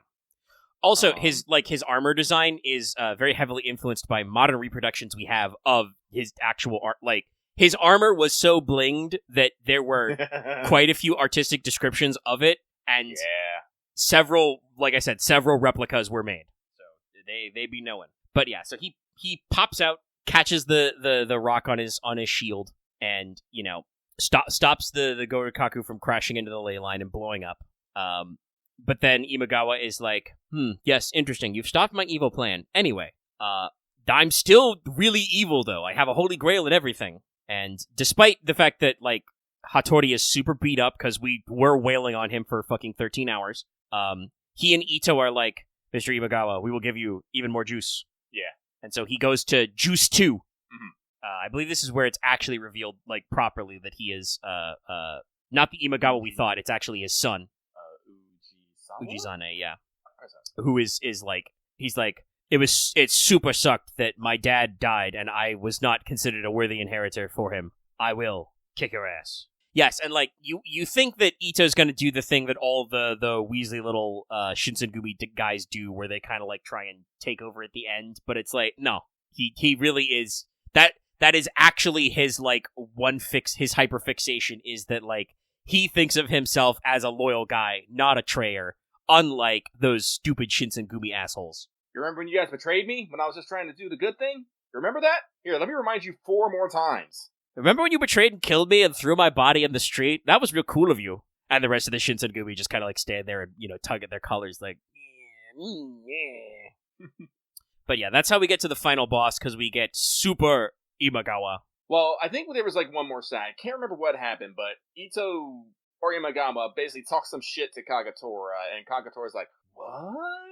And yeah, he lore dumped the thing that I talked about earlier about, like, eating Buddha's bone meal, and he's like, well, actually, I have a divinity inside me because I ate the Northern God of War, because, by the way, you're a real-ass war god. And Kagatora's like, what? It's like that Guardians of the Galaxy meme. And then he's like, but I'm gonna eat you now so that I have all the power of Bishamon on my side. So yeah, we do one fight with him, and then we have the story beat, and then we do the real fight because Kagatora breaks out, goes super mode, transforms, because she runs into the bits of the Northern God of War that were absorbed, and we figure out that, like, the Northern God of War wasn't necessarily an actual aspect of Kenshin. It's, the whole thing was actually a Grail War, guys, by the way. I forget what Harunobu called it, but it's like, I joked about this way earlier in our Discord. I was like, it's so funny how GUDAGUDAs we're so used to GUDAGUDAs being weird, we forgot our fundamental ball knowledge of, like, asking, oh yeah, aren't rulers normally only supposed to appear when somebody is tampering with the Holy Grail War? Because, like, yes, Holy Grail Wars are almost always bullshit, but this one was actually tampered with because, Ujizane was summoned using his father's spirit origin through the Holy Grail. Like, they had a Holy Grail War occur, and then they used the Holy Grail War to basically, like, reset everybody, kind of a thing. But yes, it turns out that the Kenshin that was summoned was not actually Kenshin. It was basically her mother projecting what she thought the ultimate, avatar of Bishamonten should have been. And Kagatora is just like, no, mother, you silly goose. I should not be like an ultimate, distant thing. That's no fun. It's way more fun if I act like I'm a human and I fucking beat guys up. Come on. She really did like beating up Takeda. Yeah, she's like, now that guy's a real ass human. I'm gonna go fight him some more. Sorry, Mom, I gotta leave this nebulous space between spaces. I gotta go punch that guy some more. I think that's not literally how it happens, but I think that's basically how the story beat is. It's just like, I'm sorry, Mom, I can't have this great reconciliation with you. I need to take the Northern God of War's powers and fucking leave, because I gotta go fight Takeda Shingen again. We show up there, too. Yeah. Because, like, she does have, like, a brief, like, phrase of, like, seeing the outside world, like, seeing what the Imagawa that she's inside of is seeing, which is us and Harunobu, fighting over it. So she bursts out, and it's like, okay, we can take this guy. And then we take him. And then, at the last moment, he's still like, I've still got all my juice left. You won't stop me. And then he, like, has to freeze for a second. And there's a little glimmer. And hey, it's Seiko Magoichi. It's like, hey, Hotaru, shoot here. Shoot the big fuck me light. And so she does. So, and then, yeah, Imagawa gets beat like 6 ways from Sunday. Yeah. And then one more twist. He actually fucking, releases Ito to be like, Ito, you have all my power. Use me and destroy them. And Ito's like, die! But not actually. Yeah, he releases Hattori and Ito to be like, quick, detonate my body. Use up all my magical power and all my fake me's. Do it anyway. And Ito's like, no. He's like, but he wants you to know that he could have, and he would have won. But yeah, he basically says, I could win, but underlings who sacrifice their sworn lord to win are actually double losers. So fuck you. I'm going out on my terms. Because we did get like a big Shinsengumi reunion as well, because as our chat mentioned, Hijikata shows up, yelling about Shinsengumi because of course he didn't die when the whole island temple thing exploded. Which is actually funny because I do believe the Battle of was it Goryokaku where he actually died? It was died? I said it earlier, it was the Cho something. Because the Goryokaku was like named after the Imperial Mausoleum that the Goryo Shintai were guarding. But they built it on the actual island that the Shinsengumi final body battle was on. Yes, that's what it was. Okay. So like it should have killed him. He was just like, nah, lol. He shows up to lead Saito and Okita and Shinpachi upgrades his spirit origin as well back to his like full mode, and they're just like, hell yeah, Shinsengumi advance. Because like that, I think that's the thing where like Ito tries to be like, you see, you've lost. You Shinsengumi can't win. My Imagawa is so strong, you can't possibly. And then Hijikata is just like, you're wrong. The Shinsengumi are still with me. We're still fighting right now. We're always fighting. Am I still here? That means the Shinsengumi are fighting. And it is, I will say, this is something that Fate is pretty consistent about. The I think we've mentioned this before, and it is like Kondo Asami's like full noble phantasm, but when the Shinsengumi servants are wearing their haori, the haori is actually a low-grade noble phantasm, which summons the other Shinsengumi captains. Like, that has, even since, like, back before Okita was even in FGO, that has been part of the lore. So, like, yes, of course. They're literally always fighting, even when they're dead. They're always with each other kind of shit. Mm-hmm. So, like, everybody's all grouped up, so yeah. And then, I think as he's dying, you know, he even asks Hotaru, like, hey, I killed your dad. Do you wanna fucking shoot me? And she's just like, no, I don't think so. And he's just like, lame. You should take revenge. Revenge is great, actually.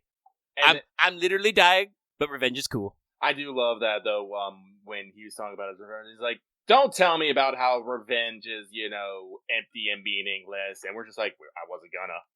And then when he turns to fucking Hotaru, she's all like, but revenge is ultimately meaningless. And Ito's just like, God damn it, someone did say it. Fuck, this kid got me. She fucking got me, man. No, and I like that the Master of Chaldea is like, well, I wasn't gonna say it. Because, like, on the one hand, yes, you know, he who seeks revenge should dig 2 graves and all that shit. But also, like, I don't remember what the story requirements were to get in this, but, like, if, at least, you know, the version of the story I saw is, like, on the deck of the Storm Border. So, like, we're you know, late game Lost Belt shit. Like, the Master of Chaldea has seen so much crap that they're just like, no, I'm not gonna, man, I'm not here to fucking lecture you, dude, whatever. I just can't let you blow up Japan history. For 2 reasons. 1, literally my job. 2, we don't ever say it, but that could fuck up the Master's personal timeline if we rewrite all of Japan history, which would be bad. The Master's kind of important. They're doing time cop shit. If you retcon them out of existence, that's bad. But yeah, I do like that Hotaru gets to have that final moment, and he's just like, okay, whatever, guess I'll die. Bye, suckers. And Hattori, you know, also gets his line in as well. You know, he's just like, well, it was pretty cool to fight you, Shinpachi, at, like, full power. That was neat. Anyway, I'm dying now. Bye. Bye. Blip. And, you know, that kind of wraps up. This was after, because, like, they do the Harakiri to boost him, and then Imagawa, like, basically summons them back, and he's like, all right, unleash my magical energy. And Ito is like, nah, I could, but nah. And then, you know, everything gets resolved. We get the Holy Grail back. You know, the various people start getting unsummoned. You know, Shinpachi disappears. A lot of our guys go back to Chaldea. We decide to wrap everything up. Kenshin and Shingen are standing on the field of battle, though. So we're just like, you know, we look at them and we're just like, so I'm gonna go. We'll go home. Let you guys sort this out. And they do. Like, cool. We're gonna fight. There were a couple of I talked about this before. There were a couple of pretty big production value spikes again. Like, we got several shots for the original Bishamonten and Peas firing, and, like, some of the other stuff going on. We do some extra effects when, to defeat Imagawa, Takeda actually hits him with the full Furin Kazan. Yeah, showing all those, like, little effects. Oh, it's so good. It's so good. I love it. I love it so much. So, like, yeah, we had some really good... So they culminated with, like, you know, fucking dueling fireballs slamming into each other's shit. Yeah, beam clashes. And then we just fade out. Yep. It took a couple days, but the post-game did come out. I have not fully started it, though. I did one of the pips, but I did do the kind of unlocking phase. Yeah, I did the unlock at the very least. Which is very funny because basically we're in the cafeteria, like, telling this story to like Nobu, who's back, and, you know, a couple of other characters, and then it's just like, what would I say? Like, Kenshin and Shingen both show up in the cafeteria, and it's just like, oh, we haven't finished our very final battle. We're just taking a lunch break. And then we find out that like the Guda has Guda'd. Oh yes, I forgot a point earlier when we flash back to the bridge. Like, Director Goldolf was all like, "Is that Guda thing?" And Mash is like, "No, this is not the Guda time. We're time to be serious." But now, once we're in the post game, Director Goldolf is like, "It's Guda time," and everyone's like, "Yes, it is Guda time." And I love the way this goes. Is like they almost like fucking like tag in. Because, like, after the serious bit, and they, like, explain how, like, there's a gold rush for all the magical energy and Kai and stuff, like, Sion and Da Vinci are just like, all right, I'm taking a fucking vacation. It's your problem now, Director. The Director's like, all right. Yes. Guda time. That means it's time for Guda. You understand the mission? Not at all, Director. It's like, I'm gonna go get that gold! You know, and yeah, we had a lot of fun telling the story. We get to catch up with a few other Guda characters, like Himiko's there, Io's there. Io gives Himiko an incredibly backhanded compliment. Only you would think of explaining the necessary prophecy in such a weird, crazy way. Himiko's just like, wait a minute. Hold on a minute, I think I'm being insulted. Mr. Yamanami's there, because, we're kind of, getting Shinpachi introduced, because he decided to just fucking go back, and he's just like, oh, damn, you guys are all here. Mr. Yamanami's here. That's fucking sick. I also like that, fucking Saika shows up, and she tries to pretend she's just a traveling merchant, and everybody's like, no, we know who you are. Just because you put goggles on your face doesn't mean you're a different person. Come on. And she was just like, oh.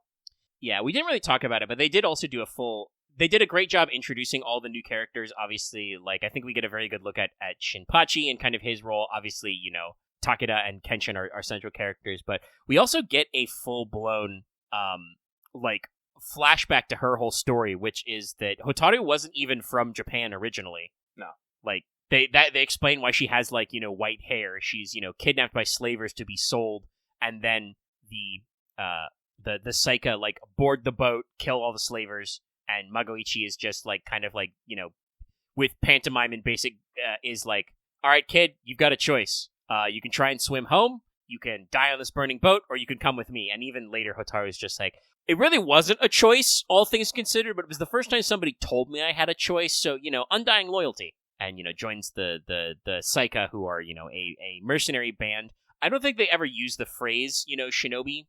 No, but they're clearly they were rifle. They were before guns got super fucking popular. They were some of the best riflemen during the Sengoku era. I don't know if they necessarily call them Shigobi, but they were pure blooded mercenaries. Yes, the phrase used is, I was just looking it up. It was the Iko Iki, which is the kind of military leagues. They included the warrior monks, which is the stuff that Nobu was very upset about, but could include also samurai, Ji-samurai, and even peasants. So the Saiga Iki were one of those alliances, and they were known for not only knowing the arquebus but also producing them. But they were besieged by Oda Nobunaga and wiped out a little. And then again, their monastery was attacked way later by Toyotomi Hideyoshi because they resisted Oda Nobunaga. And yes, their leader was known as Suzuki Magoichi or Saika Magoichi, but apparently they said that informants were just called Magoichi, so they already built in this kind of concept that that was a multiple guy. No, Hitaru's super cool. I really love all the stuff she does. The whole God of Firearms thing, and she pulls out some great classics. Got an anti-tank rifle, got a multiple grenade launcher in there. Oh my god, does she get along with fucking Koyan of Light? I should check if they have cross dialogue. I don't know if they do, but even if they don't, they probably should, because Koyan of Light basically is the divinity that we're supposed to be going for. Let me check her lines. Bonds. Oh yeah, she does have one. Oh, let's see here. Yes, no, she is interested in shopping from NSF's catalog. Of course. Also from Also, let's see here. Also has one. So I'll double check this against her in-game profile later, but the wiki translates it as basically while they were a sect, they did not necessarily have a classical ancient god because they were more loosely Buddhist. So they basically created a new type of god that didn't exist and prayed for it. So basically, in Fate, because there was not a gun god. Because by the way, again, this is a notes reference, but her noble phantasm is called Gun God Yadagarasu. But because the Gun God did not exist, the Saika created it. Gun God. Yeah, we love that alliteration. Yeah, it's super cool. I mentioned this in my notes I wrote down, but I also really like a lot of the vibes of this. The music for this GUDAGUDA is really good. Yeah, I'm gonna have to double check on that myself personally. I think I'm pretty sure it's mostly using the same notes as some previous GUDAGUDA themes. Obviously, because it has a lot of references, but the map theme is a very, I don't know how to describe it. It's a very electronic remix of some of these themes. That's very. Oh, I love the synth bass. I love the synth bass line in the opening parts of the map thing. It's my favorite. Oh yeah, no, it's great. And we don't go heavy. We go very light on the initial D type references. Yeah. Mostly it's in jokes that the car nobus make. Yes. There is also a Mad Max reference as well. And I do love that Takeda just adopts the Nobus when they decide to switch sides because they feel dude, your car is so cool, and he's just you're weird, but you're red. so you can join. Yes, no. Red is good. Red's a lucky color. You're in. But yeah, like it's a little bit of kind of like the synthwave you would associate with that kind of like driving thing. Initial D is very infamous for its incorporation of like Eurobeat as part of their soundtrack. The shop theme's really good. They kind of like both Takeda and Kenshin have like an NP overlay theme that I think like gets played together as kind of like the actual final battle climax theme. Because, NP theme loops are like 20 seconds, 40 seconds maybe. They're not very long, but no, they're really good. No, the events, this is a great one. I'm very happy. So definitely get back into it later. Yeah, as usual, all the postscript stuff has like a little skit attached to it, so like that's why I'm a little behind, is because you actually got to sit and read those, but I'm sure they're good. Yep. I have been spoiled, but Medusa apparently actually has a speaking role in the skits, so... Oh, excellent. I'm so glad. Yeah, great time. Anything else to say? I'm rubbing my chin. I don't personally, I think. Alright, well, in that case, let us check the missioner clock. How are we doing, wonderful little Audacity? 2 hours, okay. That means about an hour of that is GUDAGUDA straight up. That's good. I do slightly get little personally miffed when we spend so little time on FGO and spend most of the time in the back half on What's Up. That does bug me. Yeah, it's supposed to be the other way around, but sometimes the FGO isn't as strong. Part of the reason why we combined the shows, but it is nice, and I'm like, getting through news and mailbag was about 1 hour, so we're about 2 hours raw, and so that means that, at least in terms of actual speaking, it's been about an hour on GUDAGUDA. Obviously, if you're watching this on YouTube, and you're like, those numbers don't line up, it's because I edit this. I edit all the audio. We're capturing the audio, and then I actually try and cut out weird sounds, and, breath noises, and other weird little scribbles, and I compress silences. But yeah, no, the event's great. So that means that we should transition to our next little bits, which is either Fan Servant Friday or New Servant Deeds. Which one do you want to do first, Lucky? Let's do New Servant Deeds. All right. I mean, it's to be expected. I mentioned we would do it earlier, but in case you forgot, hey, Pseudo-Solomon is out now. He's a free guy. Pretender SSR.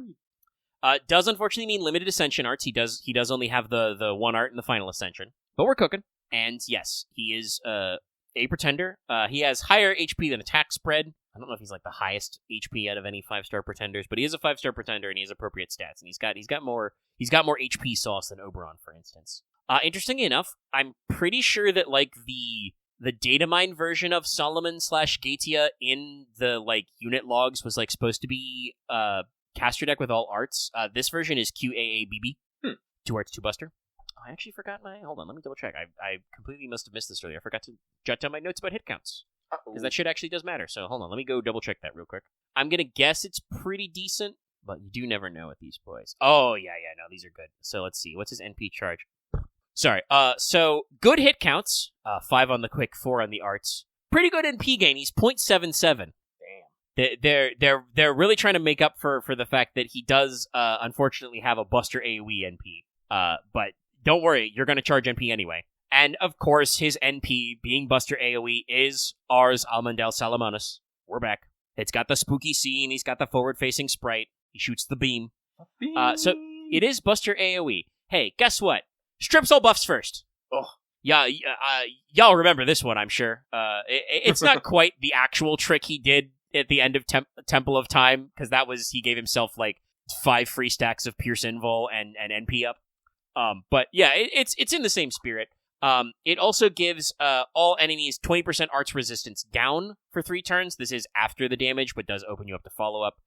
It also automatically self-batteries him for 20%, Excalibur style. And the overcharge effect is NP damage up for 1 turn first. This is also important to note for overcharge reasons we'll get into. But he basically, every overcharge percentage is a flat 10%, so at 100% it's 10%. If you get to 500% overcharge, it's 50% NP damage up, so, this guy's gonna slap.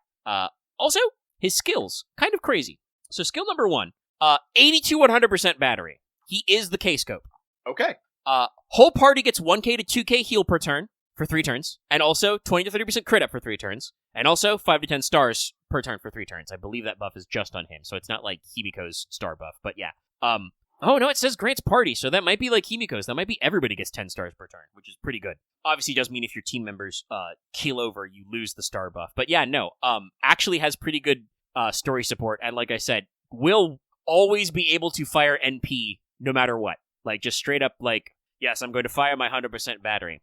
Now, this is on a 7-turn cooldown, so I don't think, even with the right Mystic Code, you can only get, 5-turn reload with Koyan, so you can't, get that down to basically nothing. But you can take a pretty big chunk out of it, if you can make it work. You can make it kind of wrap around. So second skill, remember what I said about Overcharge? So his second skill is the Seal of Solomon. It gives, this is an E-rank skill, by the way. Overcharges one party member's NP +1, 1 time 3 turns. Increases the whole party's NP damage for 3 turns, 30 to 50%. Yes, this means if you get to 500% overcharge, he has literally plus 100% NP damage. That's terrifying. Gives the whole party 20 to 30% debuff resist. Also, gives himself a NP refund buff for 3 turns. Can't be stacked. What does this buff mean? So, the way this works, when a caster uses an NP, uses Noble Phantasms, Pseudo-Solomon will charge his own NP based on the consumed NP value of the users. The refund amount is based on the skill level. It maxes out at 50%. So, basically, if I understand the way the math works, based on the notes on the wiki, so if you have skill level 1 and the caster only uses 100% NP, he gets 30% NP back. If they use 100% and he has 50%, he gets 50% back. This accounts for the total amount consumed. So if you go overcharge, but you don't go to 200%, like if you use 160%, it's 50% of that 160. If you go all the way to 300%, he gets back 150%. Jesus. This refund procs immediately when the ally uses their NP card mid-chain. This means it is possible to have NP chain, put Solomon as the third one. If you have 2 casters go before him, it's entirely possible for him to start at 100% NP because of his skill and go to 300% at the end, guaranteeing the 500%. Oh, that's a little crazy. He is the overcharge king. It's very silly.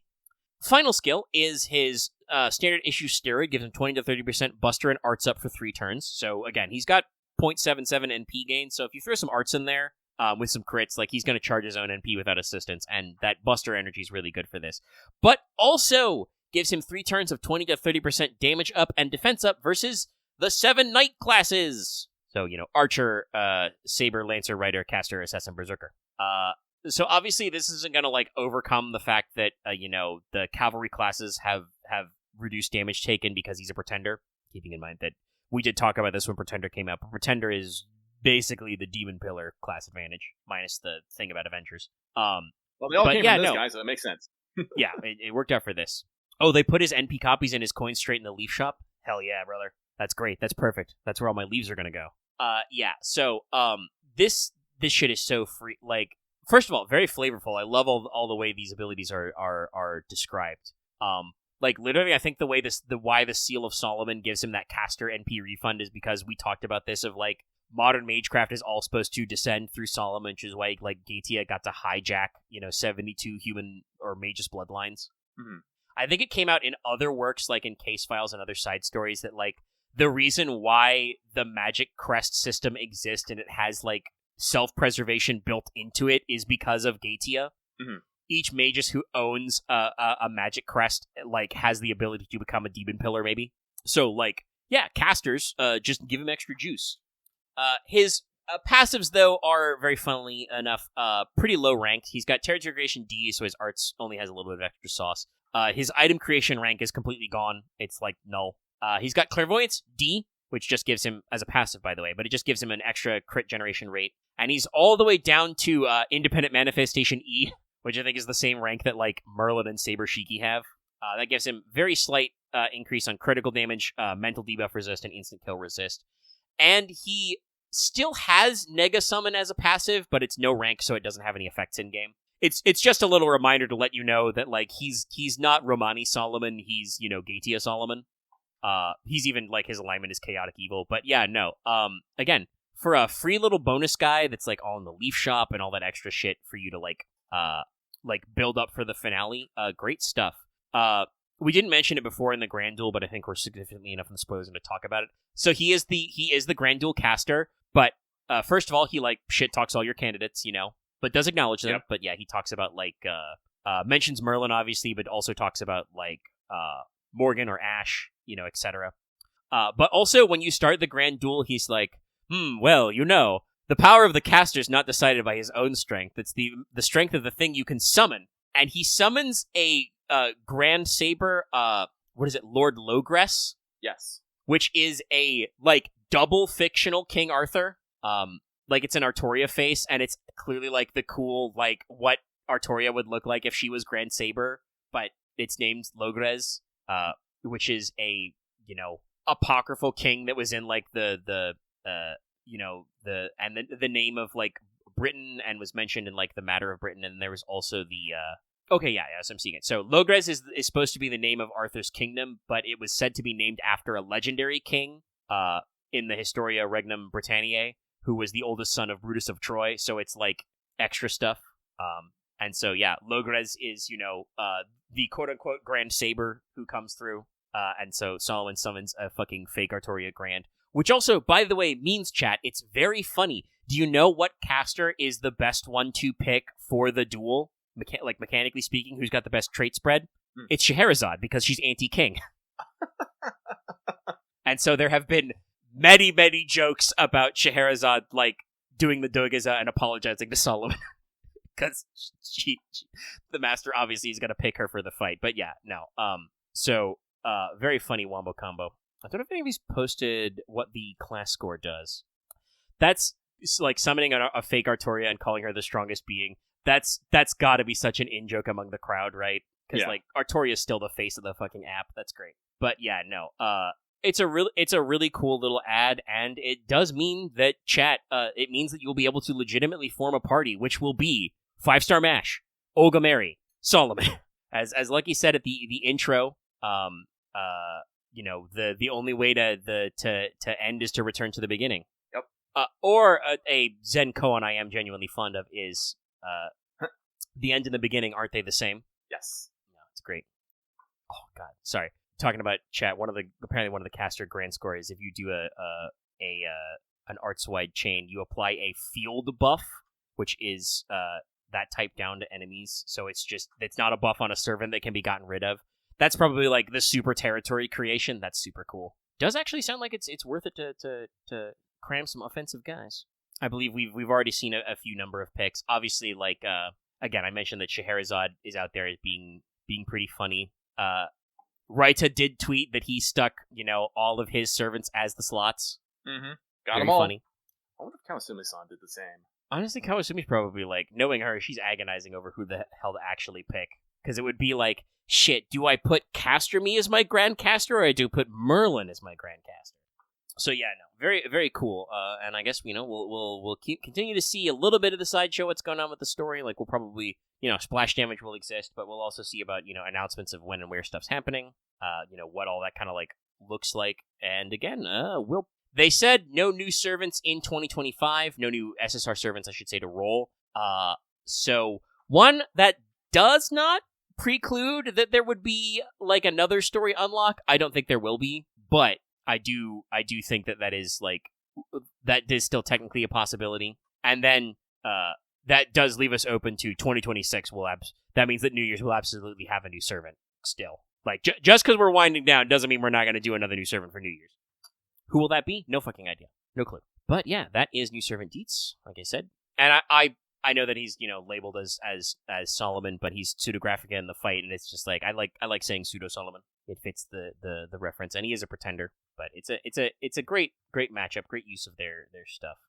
So let us then move on to Fanservant Friday. If you recall, chat, I switched up how topic polls work. So they're going to run most of the month now on Patreon, so you've got a longer window if you want to support us at the $5 or higher tiers. You can vote in the polls. So the FP poll result, the show was last Tuesday, and the poll went up, you know, basically the same day. Earlier today, I posted next month's poll for Fanservant Friday, and we're doing the episode now, even though technically it's the 6th, but it's, you know, the first show in the month. Oh, sorry, chat hit me with a whammy. People suggesting a summonable Logrez because she has all the card animations and her current NP as her extra attack. I'm just like, that does sound like playable bullshit, but also, gosh, so many people in NPC jail chat. You know, I was having a conversation in a different server about kind of like people wondering if, like, you know, Fate, like, are we actually going to leave, like, Romani Solomon out? Like, is he actually done? And it's kind of like, well, probably, Because that Nasu is pretty good at sticking to his guns at saying that, like, no, his story is forcibly complete, so he won't be coming back in any form. You know, Bester gonna get the pretender guy.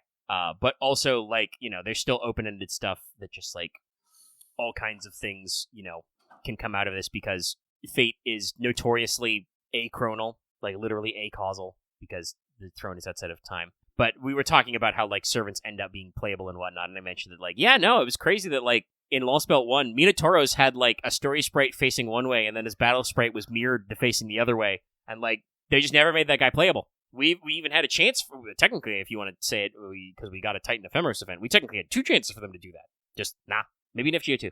And again, I don't want to hear the, like, oh, well, you know, Minotauros wouldn't work because Asterios is Asterios, and Minotauros is, you know, the spooky Minotaur. I'm like, do you know how many fucking dangerous people we've hired on at this company?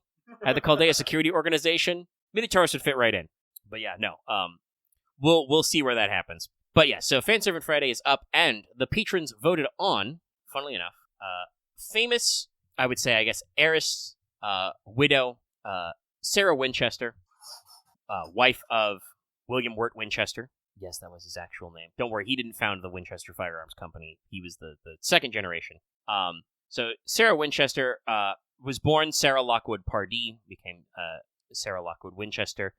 She personally went by Sally, like she signed all her correspondence that way. And you may think, oh, you know, she just married the inheritor of the Winchester, you know, Firearms Company fortune. I mean, yeah, she did live to the ripe old age of 82. Died, by the way, 1922. She was born in 1839. So, like, technically is in our back-end strike zone for servants. Like, you know, we've got, like, Nikola Tesla and Edison and shit. You could absolutely fit this woman in. But the weird thing is that Sarah Winchester and the Winchester House, sometimes called the Winchester Mystery House, are subject to a incredible wealth of urban legendary. So, the widow Winchester herself was known as a businesswoman and philanthropist, and she had a lot of money that she also handled her inherited money from her husband very well. There are, like, several reports from people who knew her at multiple stages of her life after Winchester died, William died, that she was, you know, sharp as ever, intelligent, kind, a very savvy financial manager, not superstitious at all. But there was an incredible urban legend, both after her death and also while she was alive, that she was a superstitious woman, hysterical, insane, you know, guilt-ridden, mad with grief, etc. And so there's a whole, like, slew of urban legends around her. And like I said, even when she was alive. So the Winchester Mystery House is allegedly the most haunted place in America. This is obviously not true, and honestly, you know, if hauntings are real, there's nothing about the Winchester house that would normally have those vibes of a haunted place. Like, nobody other than her, I think, like, famously died there. There wasn't, like, a lot of, like, you know, torture and murders or anything there. The legends, which, like I said, persisted even while she was alive. Oh, neat. Aaron's saying you knew someone who was a tour guide at the house. The urban legend basically was that after her husband and mother-in-law died and she inherited all this money, a medium, some sort of spiritualist, told the widow Winchester that she needed to build a house to contain all the ghosts of the people the Winchester Firearms Company killed by proxy with their guns. Even though, by the way, once again, William was not the inventor of the Winchester repeating firearm. That was his dad. His name was Oliver Winchester, I believe. But basically he was told, you must go and build a house and keep building rooms in this house to hold other ghosts. If you stop building it, you will die. And this was probably to explain the fact that the house was constantly under renovation. At its largest, the Winchester Mystery House did have over 500 rooms. When Sarah Winchester died, it had about 160 rooms. There's a lot of association with the number 13. Like, a lot of people claim that there were supposed to be 13 bedrooms, 13 dining rooms, 13, you know, stairways, whatever. Again, not really intentionally true. The house was very chaotic over both her lifetime and then afterward. Part of the reason why there was a lot of stuff going on, because the place is described as kind of, like, labyrinthine and eerie. There are a lot of, like, doors to nowhere, windows to nowhere, extra trap doors, like, stairwells that are very odd. Some of this is probably to do with her own, like, failing health and later, but also a lot of the mansion was destroyed in the earthquake in 1906, I think. So a lot of those points in the modern house that are like that because they were part of the renovations that just, like, went to a place that doesn't exist anymore. The, original room that door connected to was destroyed, and when they built it back, they didn't put it up. And like I said, as far as I know, Sarah Winchester never made any claims while she was alive about the house being haunted, about building to stop ghosts, or anything like that. As her health failed, she did become more socially reclusive, which probably did, drive these rumors. But the person who took over the house opened it as, like, refurbished it and opened it as a tourist trap, like, 6 months after she died. So, like, we were quick on making that bank. And they opened it as a tourist attraction and, like, started working on it. So, yeah, there's a lot of these rumors. People say that they hear ghostly music. Allegedly, she built a bell tower to, like, signal the ghosts. It was probably, as a way to, like, signal firefighters and stuff like that after, got crushed on fire in an earthquake and shit like that. Houdini did apparently visit the house, but he just said that the architecture was really interesting, but it didn't seem that spooky. The mansion style is referred to as a combination of Victorian and Gothic, with a lot of, like, eclectic, weird choices that are very, like, interesting. So, like, obviously, I would say how, especially considering this was built in, like, California, like, I think it's in San Jose. It's in the Santa Clara Valley for sure, is where I'm seeing. But, like, yeah, confirmation, yeah. So, like, not the normal architectural style of that area, so I can see how people would think it was spooky, but yeah, a lot of the, like, hauntings and stuff is super overblown. But the house is very famous for being haunted, so there's a lot of fun to be had there. So we end up with Sarah Winchester as an archer. Like, generally, her stats are pretty low. I just went with alignment true neutral, because I don't really know there's a lot to say about this alignment-wise. You could maybe say neutral good as well. Like I said, she was supposed to be a philanthropist. But, it's fate, so we're going to get a little weird. Servant stats, her parameters, pretty low. Like strength D, endurance D, agility C, magic power E, luck C, NPC. Like, lower level for an archer. Independent action C is kind of a mid-roll. She's not a person who's very famous for, like, heroic deeds or, like, mystical legends. She's famous because, like I said, she was a rich old widow who built a weird house, and people thought that she must be a raving mad woman because of this. I feel like there's some fucking parallels to Helena here. Yeah, there's definitely multiple parallels and definitely some deeper meaning you could get into the fact that, like, people were just like, yeah, no, she thought she was weird. She's definitely from that time period, and I think they probably would get along really well. Because I imagine her, because of her long life, she would actually be kind of like a granny type servant. Get her with her whole, widow's weave and that kind of thing. So for personal skills, some pretty normal stuff. Golden Rule B, she did actually, like, make a shitload of money inheriting from her husband and mother-in-law, and also apparently, did handle its management very well. But also, a lot of the earliest urban legends were that she, made, like, even more money out of the inheritance. So, like, very inflated rank. Probably our first big one, skill called Innocent Widow, C rank. Basically, it's Innocent Monster, but you can't say it's Innocent Monster because, again, people didn't necessarily, like, vilify her after she was dead or while she was alive. They just thought that she was a crazy person, like a crazy occultist, even though, again, she wasn't really. So basically, she's supposed to be a superstitious madwoman fixated on ghosts, so the result is it's kind of like mental corruption or madness enhancement. Her sanity is decreased, but her parameters are increased. Probably give, like, mental debuff resist, like, attack up or something, stuff like that in game, like offensive buffs, but debuff protection as well. Probably would, give her a personality where sometimes I imagine, like, she's probably just, like, a very normal granny sometimes, and then, something sets her off and she's like, the fucking ghosts, the ghoulies and the goblins. We're also borrowing another favorite skill, Massacring Technique Gun, C rank. So the Massacring Technique, aka Aptitude for Slaughter, is a skill that is possessed by both Archimedes and Koyan Sky of Light. Yeah. They have slightly different versions of it, but normally this... I also like, by the way, even back to Archimedes from Fate Extella, the description in the fucking materials book is, oh, this would normally be a skill for assassins or berserkers. Other than Koyan, who is an assassin, by, like, raw technicality, as also being her own sort of gun god, there are no assassins or berserkers with this technique.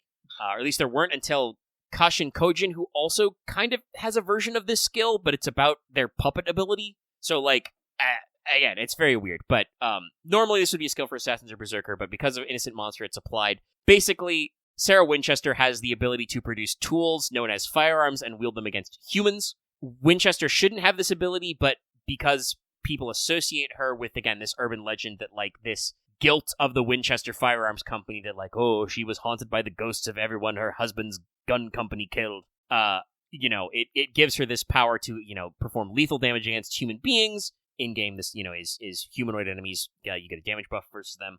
Powers reduced against servants and monsters. Also, just as a fluff thing, she can basically instantly recreate any Winchester-produced firearms ever, which would probably lead to some fun stuff, because I did actually learn this while researching. So Winchester lost the patent for some of their classic repeating guns for a little while, mostly out of the 30s. Several of those classic lever-action models were licensed to Japanese firearm production companies.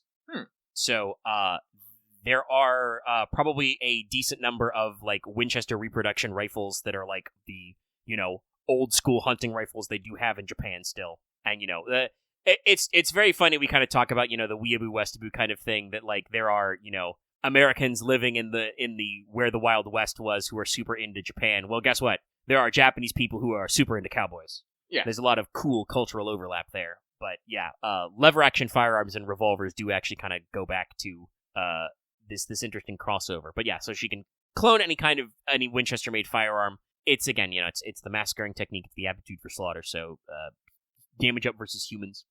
It would probably be a passive skill, but I've listed it as a personal skill here, because that is how servants are supposed to work.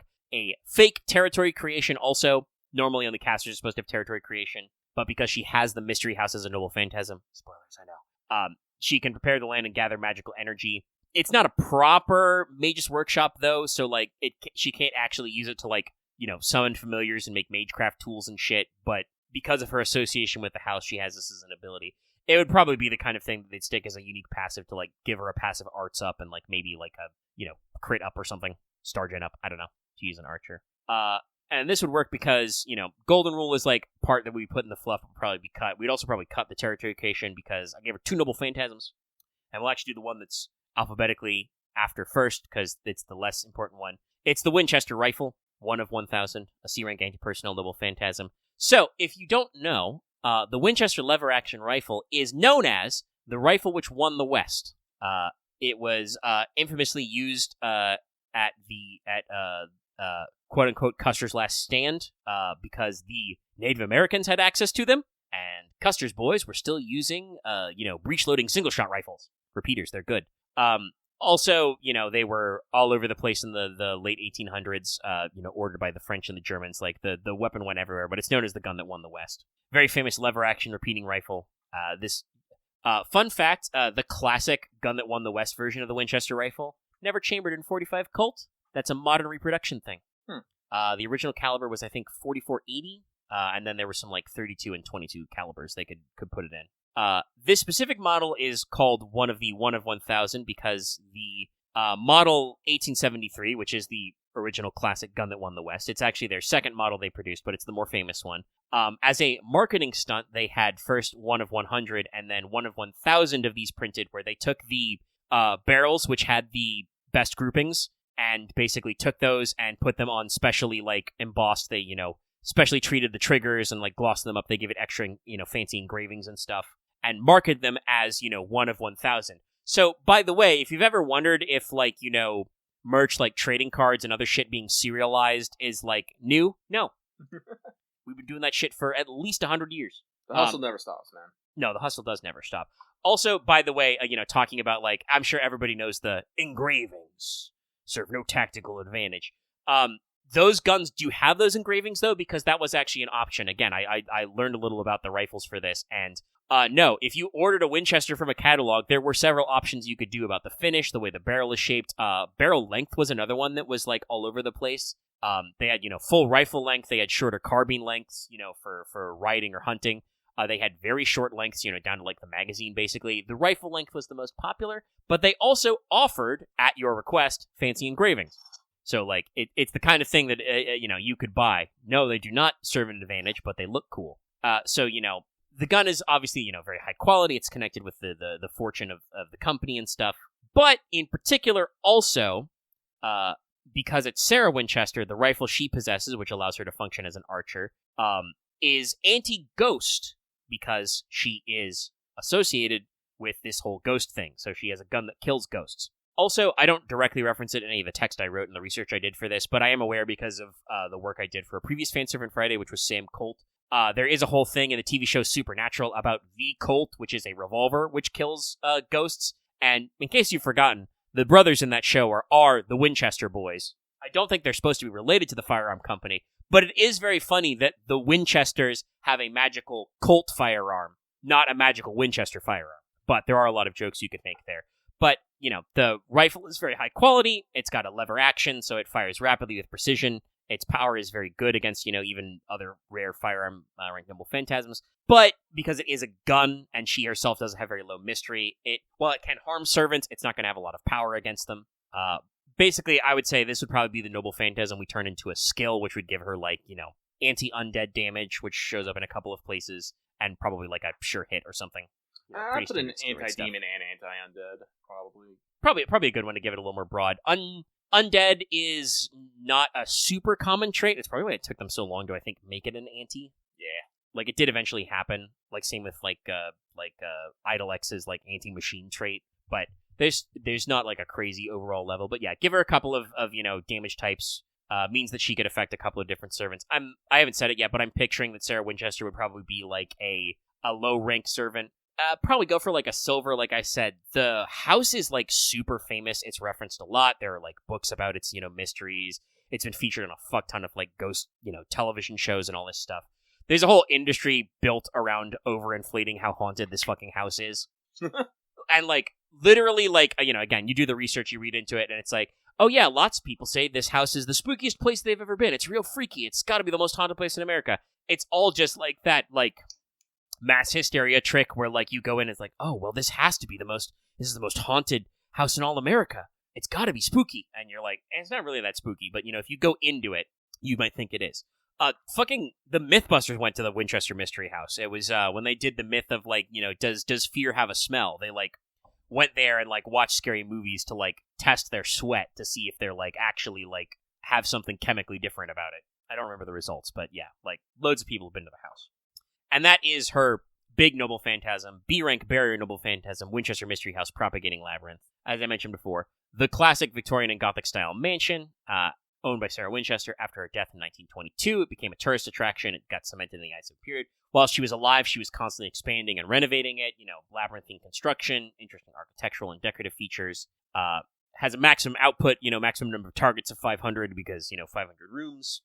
While she was alive, we already had the rumors that it was built to contain the ghosts of everyone who was killed by a Winchester rifle and that she must never finish it.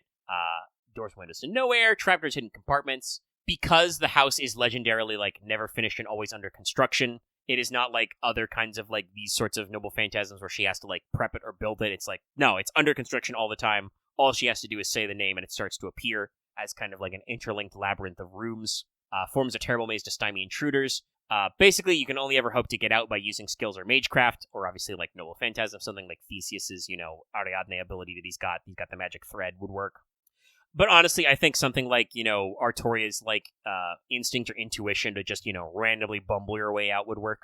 But while you're inside, they're vulnerable to attack, both from herself, she can shoot at you. There are going to be automated defenses in the form of bizarre mechanical traps. It's not actually a trick house or a trap house, but I think that the common public image would be perfect to include weird saw trap shit in there. And also it's full of wandering ghosts. Ghosts are trapped inside the maze. Ghosts attack you.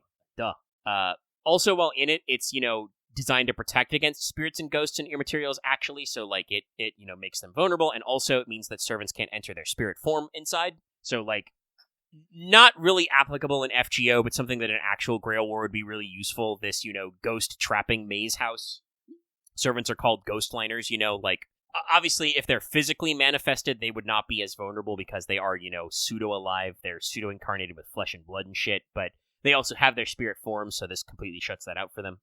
It's full of a constantly eerie aura, with ghostly music, and, again, I talked about how there was all these rumors about the unlucky number 13. If you're trapped inside for 13 hours total, you would surely die of fright or, die of a curse or something. Honestly, as much as, I said, that in reality she would be a nice old lady, Sarah Winchester would work great as a one-off villain in a Fate story. You're trapped in the mansion and have to solve your way out before the 13 hours are up and you just fucking die. But also, while inside, Sarah and her master can freely move inside because it's spooky. It's a comfortable mansion. She had running water and electricity and shit put in. There were gardens and all kinds of stuff. It's not directly a mage's workshop, but you could use it to construct a mage workshop. So, great, servant support stuff. We love when your servants and masters can wombo combo up. I'm imagining probably, would be an AoE offensive Noble Phantasm, but would probably do shit like, remove evade, maybe remove all defensive buffs, hit him with a curse. Probably hit him with a Terrify, chance to stun kind of effect. Mm-hmm. Which, obviously, the Terrify usually is a buff that has a very low chance of inflicting stun, so I think it all works out. But yeah, big spooky house unfolds. You could probably get some classic shots of it. Like I said, design-wise, I didn't think too much about it. There is... Yeah, we'll get to it. I said I went to the tank to think about a little about some others and dug up some classic suggestions. Sarah Winchester was one of the suggestions from Fate School Life, where they let a bunch of people write these in. Mm. So the artist of in the magazine who came up with her is this. Just weird widow lady with lever action rifle, but she's also got a bunch of fucking mechanical arms with construction tools. Oh, that's interesting. And I kind of, like I said, wearing the widow's weave and stuff is very good. Cool old lady servant, but also I like the kind of steampunk tool arms. Again, I think it'd be good with just one really large detailed one. That's just over her or maybe a pair of simpler ones. But give her some options, some multi tools for her attack animations, kind of a thing. For instance, this is obviously was an illustration for the gag manga, but the fucking crane on her back is no, that's a little too silly. But a handsaw or a saw blade or the clamp arms. All of those could be useful. The drill obviously is very... Drills are something, I think, because they make high-pitched noises and are also associated with dental work. Drills are one of those things that a lot of humans have a primal fear about. Yeah. And like I said, in reality, she should just be, a normal old lady. She got widowed, she inherited a lot of money, she did a lot of business stuff and, ran charity and things. But because there's this urban legend of her as a superstitious madwoman with a fucking ghost house, I'm yeah, her design as a servant should be a little weird and creepy. It's, again, not quite full-blown mental corruption, and it's not exactly innocent monster, because people did not necessarily think of her personally as very villainous, just consumed by this paranoia about ghosts. But think about the classic innocent monster servants, like Jack, like Phantom of the Opera, like Liz, right? And again, this lady just inherited a lot of money from a gun manufacturer. I don't know exactly why she should be haunted by the ghosts of all the people killed by the family gun, because her husband wasn't even the gun designer. It was his dad who was the founder of the company and the initial designer. But pop culture's weird. Osmosis is strange. So like I said, throw in a couple of weird tool arms, give her again some Victorian widow vibes, and of course include a classic lever action. You can make it fancier through the Ascensions. Engravings. Get all our other gunslinging servants to joke about the engravings. We love it. It's a classic. And yeah, that's Sarah Winchester, quote-unquote owner of the Winchester house, but like I said, she didn't really play up the haunted thing. That was absolutely some guys, swooped in after she was dead and were okay, how can we make money off of this? Haunted house. Ghost-ass house.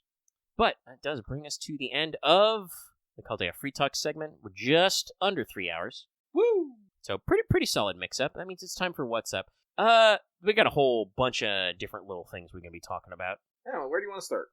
Oh, I'm not sure. I mean, I can run through a couple probably pretty quick and use that as a little bit of a springboard into some other stuff. Okay. So, I mentioned it on some streams this week. It did not come out in the show, because we didn't record it and also wouldn't have been there yet. But, I did get tempted during Black Friday. Once Upon a Katamari was 25% off on Amazon for a Black Friday deal, so I bought it. It was a little delayed, but it arrived technically early from when they said it would on Monday, so I've been playing it a little bit throughout the days.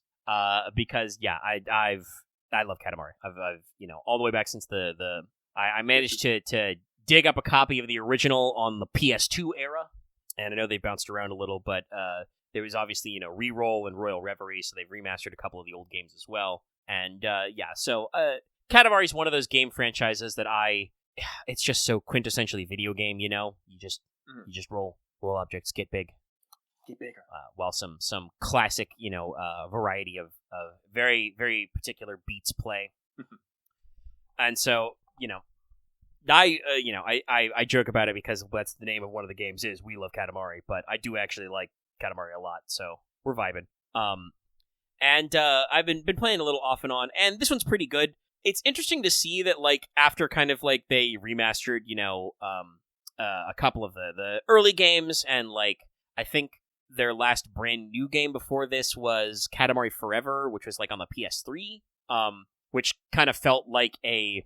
Basically, Chad, if you somehow don't know, because Katamari was one of those, oh my god, look how weird Japanese games are games. Because it is very weird and Japanese, but probably more so than other games in the PS2 era. But if you don't know the story, basically, you play the Prince of all the Cosmos, son of the King of all the Cosmos. The King of all the Cosmos is huge, and I'm pretty sure he does drugs. Definitely drinks. Yes, because basically...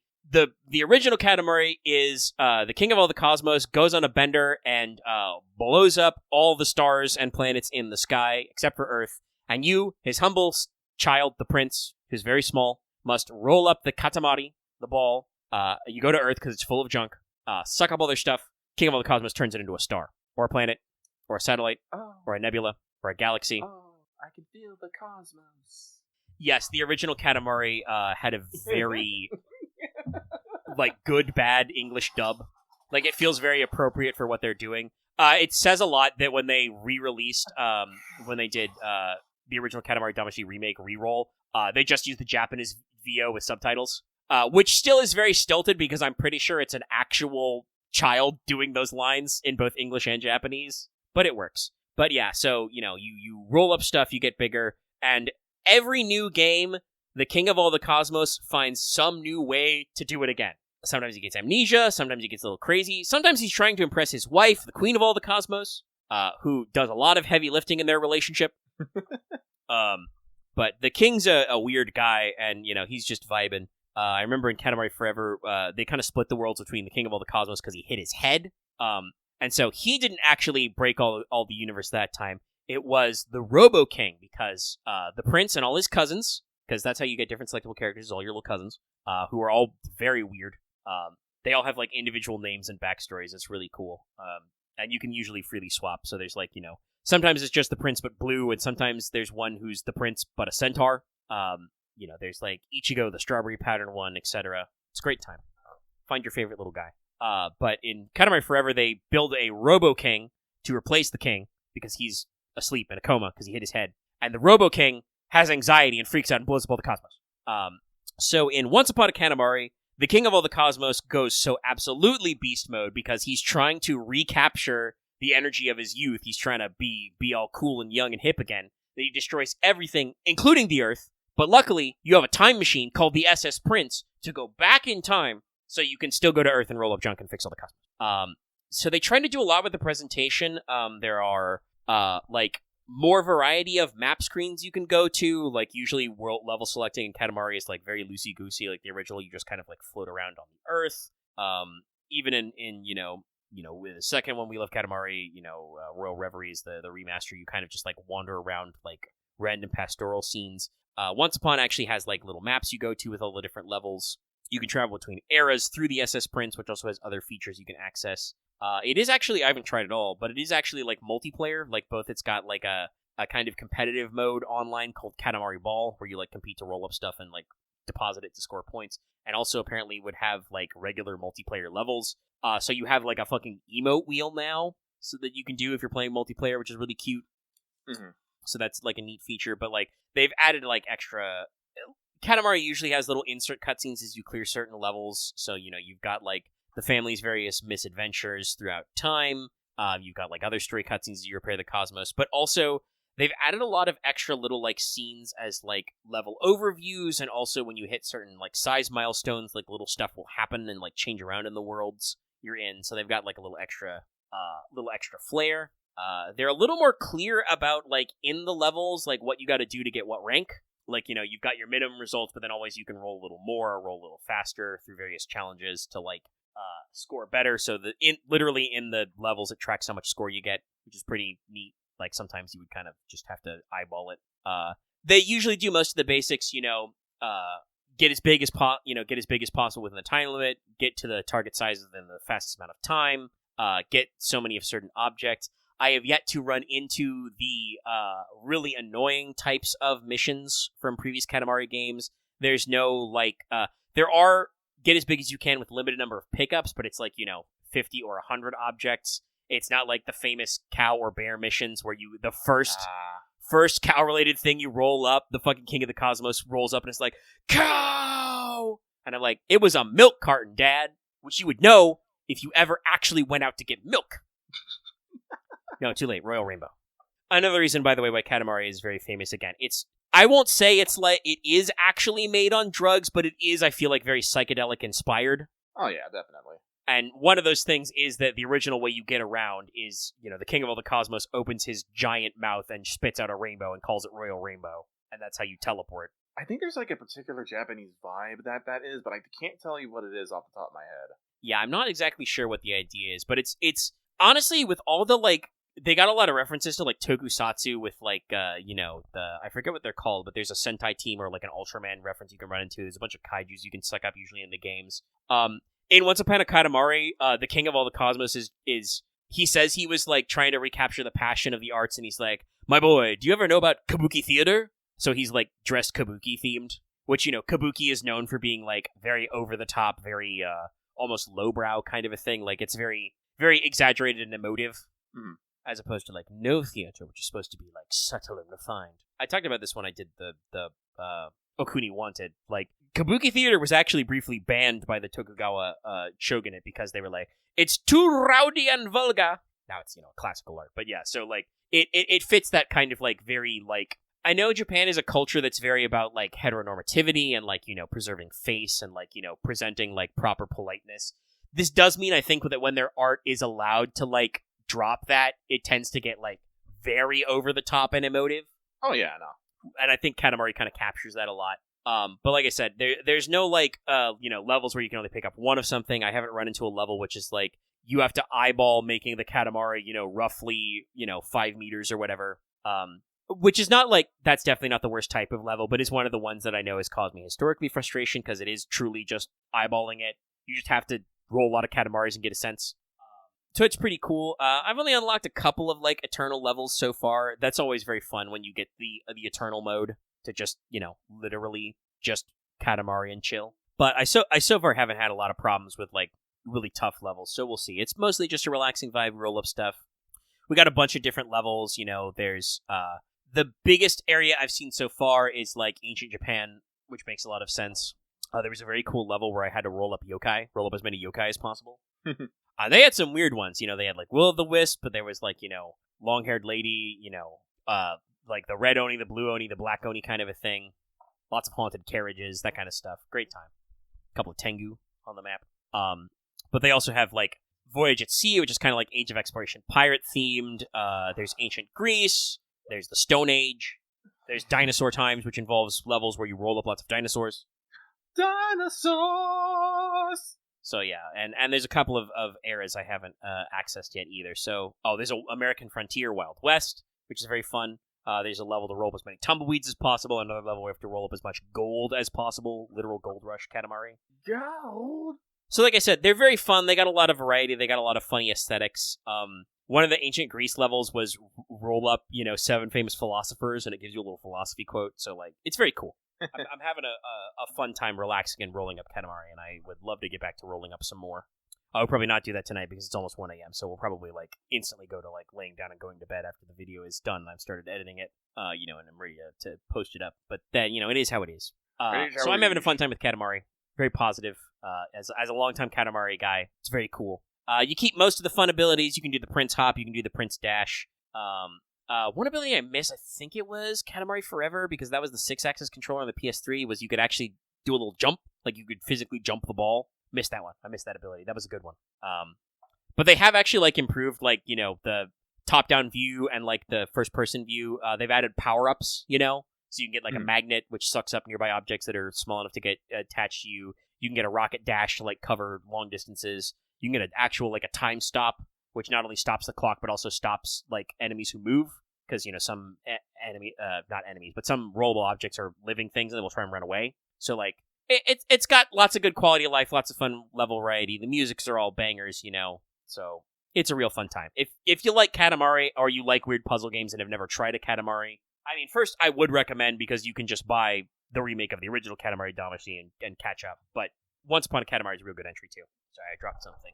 But that is a great segue for me, because one of the other games I've tried out, which I have sadly not been able to play a lot of, but I know you've also been playing it, Lucky, so this is this is a dovetail, is I did actually today clock a little bit of time in Pacific Drive. Cool. I got like 1 or 2 hours in. I'm still very clearly in the tutorial, but I'm at the stage where the game is kind of just like, do some of these plot stuff, but also maybe, start gathering materials, crafting your own replacement parts. Mm-hmm. So, gameplay-wise, Pacific Drive is described as a road-like. They make a pun. Because it is, from what I understand, I haven't actually done any runs yet, but it does have rogue-like elements, or roguelite elements, where, like, you're doing runs, you're resetting. I've already had, an NPC drop on them, like, you can't ever, go back to where you were normally. Once you take a route, you're stuck. And also the physical matter in this world, constantly is changing. So, like, It explains procedural generation and resetting. The, like, aesthetics, though, and the type of setting it is although different from that. And I would say it's I don't know if we have, like, a genre word for it, but it's one of those, like, I won't even say necessarily horror, though I think there are some spooks and scares. It's one of those, like, weird story anomaly type settings. Obviously, there's a lot of, like, web original stuff you've probably heard of, like SCP or Backrooms that's kind of like that. But there are also some classic big video game genres that it's very much like it is first person and it does have anomalies, so it's kind of like Stalker, even though there's not, gun-toting mercenaries yet. Well, you see, here's the thing. Like, there is that, but, like, there is, like, from what I've experienced so far, like, this could change because I'm still also in the first, like, there's, like, 3 different zones. You're, like, the outer layer, the mid zone, and the dip zone. And while there are things that can fuck you up, there's nothing, like, particularly actively hostile towards you. And, like, at worst, most things are just mild inconveniences. Like I said, this could change as I get further into it and I discover more anomalies. But, like, yeah, so it basically so far it has it lacks the factor that something like a Control or a Stalker has, where, like, so far, I have not run into any other humans who want to kill me and take my stuff. It has all the, like, weird anomalies, and there is environmental stuff that can kill you. There's, like, passive radiation and, like, weird gravity shifts and stuff going on. And I assume other, like, hazards down the line. So, like, you have a health bar, you can die, but that's less about, like, oppositional forces and more just about the Olympia Exclusion Zone, because this is a Pacific Northwest weird game. Honestly, you know what I'm gonna call this? I'm gonna call this fucking Doc Brown Core, because I can't think of a fucking thing. Because this game is about weird fucking science and weird anomalies due to science. Like, yeah, it's nothing like it's not quite like what people would call an analog horror, but it is set in the time period of that because it is kind of like a retro future thing. Yes. Because they, like, sealed off the zone completely in, like, what the 80s? 70s? The construction started back in the fucking, like, the 20s, I think. And I think it was, like, they built up walls, like, throughout the decade, and I think it was, like, permanently sealed in, like, the 80s. I think. I'm not entirely sure. I don't remember the exact something like that, yeah. So, like, it's your car, which is, like, they haven't fully explained it, but they've told me that there are, extra logs they're gonna do, but, it's a remnant, so it's like a weird perma object that gets attached to a person. The guy on the radio almost talks about it like a curse, but, like, it's a fucking station wagon, so, like, it doesn't seem that, bad. Well, they talk about it, they should have, you probably heard about it, but the problem with the Remnant is, it becomes a fixation for people, and eventually people go so insane, they just drive off into the deep zone and are never heard from again. Like, it breaks people's sand meter. And that may happen anyway because of your thing, but yeah, it's got, like, a fixation thing, so it has kind of, like, the cognito hazard stuff. But, like I said, it feels very different from, like, other anomaly type, weird Tales shit, because it, like I said, there's no, like, gas mask guys trying to kill me. They referenced a Sasquatch, but there's not, like, Slenderman's not in the woods trying to eat your greebles. I've run into some weird UFO guys who, like, attached a tow cable to my car, but I just threw it in park and eventually he left me alone. Yeah, those are snatchers. Like, there's a lot of hazards. Like, there's the Bollocks, which were just, fucking patches of earth will just jump out. And if you're under it, you go flying. But if not, it's just kind of an inconvenient roadblock. Same with some other things. I've seen some. I should have scanned them actually, but I ran into some like exploding mannequin guys. And here's the thing, tourists, by the way. Oh, those are the tourists. Okay, yeah, that's great. I'll like I said, and that's the other thing I was going to say though is it has a lot of that like SCP control type vibes because when your HUD is explained by you get some mechanics goggles which let you scan stuff. So there's a whole logbook system to kind of like keep track of all the lore and background and identify this. So, there are like, weird warp anomalies that explain like warped space. There's, like I said, there's like, I think the first radiation type anomaly is just called hot dust, which is just like, yeah, there's radioactive dust in here. It's a little weird. And then, they kind of expand from there so you can be scanning objects to track them. Otherwise, it's got, pretty normal crafting survival vibes, but centered around your car. Mm-hmm. So, like, it's like, you need to put storage in your car. Here, put these cardboard boxes in the back of your station wagon. No, it's so weird. It's, like, I don't know what I want to necessarily call, like, the fact, because it's not necessarily, like, junk core, but it's very, like, do-it-yourself core. Oh, it's very DIY, very, in real life, I think it's called, like, maker movement, is, like, you gotta make everything yourself, like, you pick a bunch of blueprints for, like, crude panels and like, headlights to, like, replace all your parts, some of which are semi-nonsensical, but, like, work. Like, you're building your crude headlight replacement out of, like, a road flare and some glass and some copper wire, It is, like, first person and you do have driving. You have to remember to work the parking brake. Your car will roll away from you.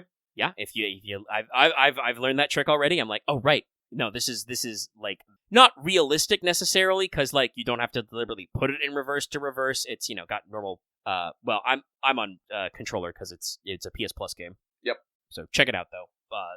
Free if you've got the right tier. But like also uses the controller's haptic feedback for the gas pedal, which I like. Feels very good. But you've got headlights. You've got wipers. If it's raining, it will impact your visibility. So throw in your wipers. Get your headlights on. Your bumpers and stuff like that, as in literally the bumpers of your car. So, like, it's got a few different things going on there. And, yeah, I'm very interested to kind of keep playing and seeing where it goes. Because, like, there's a lot of, like, obviously, like, implied stuff I'm already seeing. Like I said, you run into a lot of voices on the radio.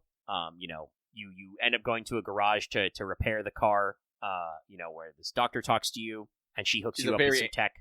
She's a very crabby old lady. Yes. But she's, not so bad that, like, she, like, considers, like, just shooting you and being done with it, I think. But then, the other guys, Tobias and the other guys are like, Francis are like, hey, it's a very official zone business. You gotta help this person out. And she's just like, okay, fine. Take my weird invention. It's a map console. Get you out of my garage faster. It's a fucking rotating map console you put in your passenger seat. It's actually very neat. One of the, like, I don't want to necessarily say this is, like, one of the problems with the game, but this is one of the things that bugs me about, like, I realize about first-person driving games in general, is that, these sort of games do not actually properly simulate what it is to drive, because they do not actually give you the full, field of vision that you would normally have driving. Like, guys, I don't know if you realize this, but your actual peripheral vision is actually very big. Like, I want you to do this right now. I want you to, put your hands in front of you, make single ones, and then put them to the side. Spread them apart. Make them go to your sides. And while still looking forward, just see how far you can see your hands before they actually leave your vision. That's your full field of view right there. It's not quite 180 degrees, but it's pretty far. Because you can, thanks to the power of humans have called proprioception, your internal senses can tell you roughly where your hands are, even if you can't see them. So you should be able to, like, roughly guess when you're about at 180 degrees and you're, like, at, like, I don't know, like, ear level, and then just scooch forward a little, and you don't have to lean far before you're like, oh, yeah, it's my finger. So when you're driving, you can actually see a little bit to your sides, and here's the thing. Human eye movement, very fast. Humans are actually able to take basically almost snapshot images of stuff and flick back. And you do this a lot while driving. You look to the left, you look to the left for a moment, you look back. You look to the right for a moment, back. You flick up to your rearview mirror, you look back. You do that a lot, and you're constantly gathering information with that. when your entire field of view is just this little, whatever TV screen is, and you have to use an analog stick to look around, it is very difficult to drive. Like, yeah. It's thank God, because I talked about this when you first brought it up before I played the game. I talked about like why I don't like to go first person in like Cyberpunk. Yeah. Because the drivers in Night City are abysmal. They are like real life California drivers, but like 1,000 times worse. They do not give a singular shit about you. So I'm glad that so far, anyway, at least in Pacific Drive, it's mostly like driving is just to traverse, and there are environmental hazards to avoid, but there is not like traffic to worry about. No. Like, the worst that, I think usually the worst is like, there are a lot of dangerous hazards that will fuck up your car. Like, there's like saw blades that go through the ground, vents that can launch your car. There's something called bunnies later, which are little things that'll attach themselves to your car and do damage. But, nothing is going to like chase you down and gun you down from the back. You usually have to get pretty close to an anomaly for it to, actually be angry at you. The exception to this is usually when you're getting energy from the energy things. Usually that puts some sort of anomaly on you. But I will shout out the tourists. The crash test dummies. They do what every fucking buddy does with mannequins in these kind of games, and that when you don't look at them, they move. So sometimes you might get a little trapped. Weird poses, maybe. Yeah. So once in a while they'll get a little feisty, but. Like I said, they're not, actively. They'll just, you look away, they'll suddenly be behind you. You're like, God damn it, I can't go that way. Otherwise, they're going to fall over and explode. And, yeah, and like we talked about, you do have usual, like, crafty scavengy stuff. So you just pick up scrap on the ground, but you can also just assemble things, and the game will tell you, like, your preferred tool. You've got normal pry bar, and then you've got the scrapper, which is, like, a, metal buzzsaw contraption. And then the next one they had me build is the impact hammer, which is fucking... Pneumatic hammer? Yeah, pneumatic hammer device. And then I've seen some other stuff, too. There's, I think what did they call it? Was the Vac-O-Matic? The hand vac. Recommended? Hand vac? Okay, yeah. So, there's more stuff that is much like your car and everything else in this, anomalous zone in the Pacific Northwest where everything is constantly, changing its physical state. Very weird, very kludged together. Literally, you're going to be using a lot of duct tape, Mm-hmm. So, very, very specific, yeah. So I do like it. Like I said, it's I said Omega would probably like it because it is very Delta Green, but not in the horrors beyond your kin. But there's just this really weird science that you don't fully understand. And oh yeah, no, this is very me-core for lack of a better word. Like, it has just weird stuff that kind of happens and is probably vaguely internally consistent, but a lot of it is just so that you can throw something at the player that, like I think you described it in our Discord of just one where you saw, a bunch of the tourists, sitting in chairs, around a circle kind of a thing. Mm-hmm.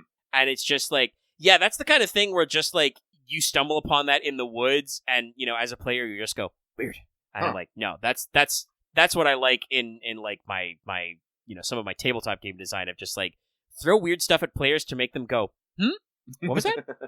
And I'm just like, I will not be answering questions at this time, actually. So yeah, I will probably. I already planned to play it and check it out because it was free. But you actually giving it a crack, I was like, oh well, I'll actually play a little bit of that so we can talk about it on the show. Yeah, like I said, you're still in the tutorial, so you really haven't gotten it. But you do eventually start to unlock things to upgrade your car. Like, you'll start being able to give it specific resistances, and each part has its own particular flavor. Like when you start getting LED panels, you'll find little boards that you rip apart. You'll start to be able to make, LED panels, LED doors and stuff. And it'll be, station wagon doors, but they'll have a bunch of LED shielding on top of them, which will protect you against radiation. Rads. The other one you can unlock pretty early is the insulated one, which is, protects you against electricity and is, everything is covered in fucking, wires and stuff. I would advise unlocking the side racks as soon as possible because you can put additional batteries and fuel tanks and storage on them. Really, helps out yeah. things. I mean, that's what I would go for. Again, it's very survival focused, so it's not quite like Mad Max, but it does, I would assume, mean that we can get to the kind of scavenge tech shit we do with cars in a Mad Max type thing of let's bolt some extra plates on there and some extra racks. Who doesn't love racks? Yeah. There's already the weird thing of your fucking gas can is just stuck in a wad of goop, in your back. Yeah. And you're saying we don't ask questions. No, we don't. So yeah, anything else you want to say about Pacific Drive? Like I said, I think the story is a little interesting. I haven't really got too far into it. Like I said, all the talking is basically done between, like, as I have, and three characters. 3 people left here in this anomalous zone, so you just got voices over the radio, which is okay, I suppose, but it's still very minimalist. Seems on normal budget. Yeah, but like I said, each 3 of them have their own distinct personalities and whatnot, so I think they're a colorful cast despite not having faces. Like I said, the whole thing about, you finding a station wagon and it's actually a fucking O-part is a little interesting, and I'm curious to see where we go with that, because the whole point of Pacific Drive is you accidentally got pulled into here. You weren't supposed to come here. You just kind of drove past it, and it sucked you in. You're apparently like a delivery guy who was delivering a package somewhere, and when you got pulled, your original car got vaporized, and you found the station wagon. Yeah. So we're doing that thing where you're just playing, I'm just an everyday man, and, not everyday circumstances. Which, honestly, now I think about it, I don't know how much of a fan I am anymore. It's just like, man, Joe Smo, you've fallen into a lot of weird situations and just come out of it. I don't know. Maybe I'm thinking about it too weirdly. But, I think at least in the case of something like Pacific Drive, it's just like, truly just like, unless it's going to be, revealed as more later, it's truly just like, the story is like, we don't really care how you got here exactly, but you are here now, and you must engage with the premise. Premise engaged. But, let's see here. Like I said, I haven't been putting a full-on time because I've been playing another game, which I guess I could use as a segue to get into. Yeah, you can go for it. That was the plan. Yeah. So, I did play a lot of Pacific Drive earlier in the week. This week, I have really actually gotten into a game that released in the middle of November, I want to say. Finally claimed to a global audience. It's called Where Winds Meets. It's a game. Shoot. When did it actually? Everstone. So it's a wuxia action adventure role-playing game developed by Everstone Studios and published by NetEase. Its initial release date was in April of 2024, but recently came to a more global audience last month. It is an MMORPG, but it doesn't have to necessarily be like that. One of the things I actually found out, they actually have something called a solo adventure mode where you just play by yourself. I'm all like, that's rad, sign me up for that. But you can hook up with other people and do things together or against each other as well. It's a very beautiful game, as belayed by its requirements and file size. I think even on the PS5, it's still like over 100 gigs, or like over 90 gigs. But it's a very pretty game, which you would kind of expect from a wuxia game. A very detailed character creator. Very detailed. You got a fuck ton of sliders. Fuck ton of face sliders. Like I said, one of the draws of the game is being able to, take screenshots of your character and post them online and engage with farming. Engage with farming. You can, a la Dark Souls, you can drop a waymark somewhere and say something pithy or funny and, have people like it or not. Same with screenshots, and people do that. Boy howdy. But like I said, it's a fun little wuxia game. I know there are several wuxia games out there. There are some titles that have many entries in them, but I've never really had the opportunity to get into. And like I said, as this is a free to play MMO, and when I mean free to play, it's yes, it costs you actually nothing to download the game and start playing. But boy, howdy, do they want you to spend money on this game? They have a gacha for cosmetics. They have a battle pass. They have in-game stores, with premium currencies. And I'm just all like, man, they really want me to spend money on this game, and I'm like, no. They have a system of energy that replenishes over time, or you can buy more with money. The classic. Mm-hmm. It's very interesting to see it literally has a gacha, so you can argue it's a gacha game. But it's very funny to see the classic gacha playbook. Oh yeah, we got your monthly battle pass. Oh yeah, we got the cosmetics gacha, the cosmetic roll. Oh yeah, we got the the stamina system, and it's but also we're an action RPG MMO. Yeah, full blown 3D, very high res models. Like I said, I've seen a few screenshots. Yeah, online. Like I said, combat is honestly pretty simple. You have a heavy attack, you have a light attack, heavy attack, charge, heavy attack, and then you usually have 2 skills based upon the weapon you have, and there's 5 or 6 weapons. You got like 2 swords, 2 spears, 2 fans, 2 umbrellas, and the rope dart, I think. Oh, and the heavy blade, excuse me. So that's 8 weapons. But also, you get to fight using fans and umbrellas, and that's rad as fuck. I don't care what anyone says. That's pretty cool. Seems like a decent spread. Oh, wait, no, there's 9, because there's the dual swords. I'm trying to remember all the weapons here. But... auspicious number.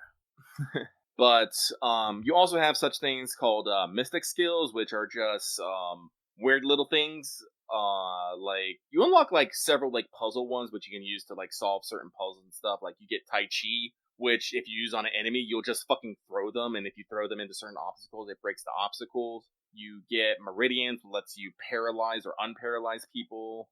You get Celestial Seas, which in combat lets you steal weapons from enemies and then smack them with it. But out of combat, you can steal items, set on the ground or reach items far away. What was the 4th one? That was 3. It was Tai Chi, Meridian, Sea. Oh, Cloud Steps, which in combat lets you jump in the air and kick someone, but out of combat will let you reach sometimes out of reach areas. Then there's other ones like you get, they call it Shadow Strike? Shadow Palm? Something? You get an assassination technique. If you can sneak up behind someone, you can fucking Palm of Death them. You have the ability to, turn invisible and other such things. Like I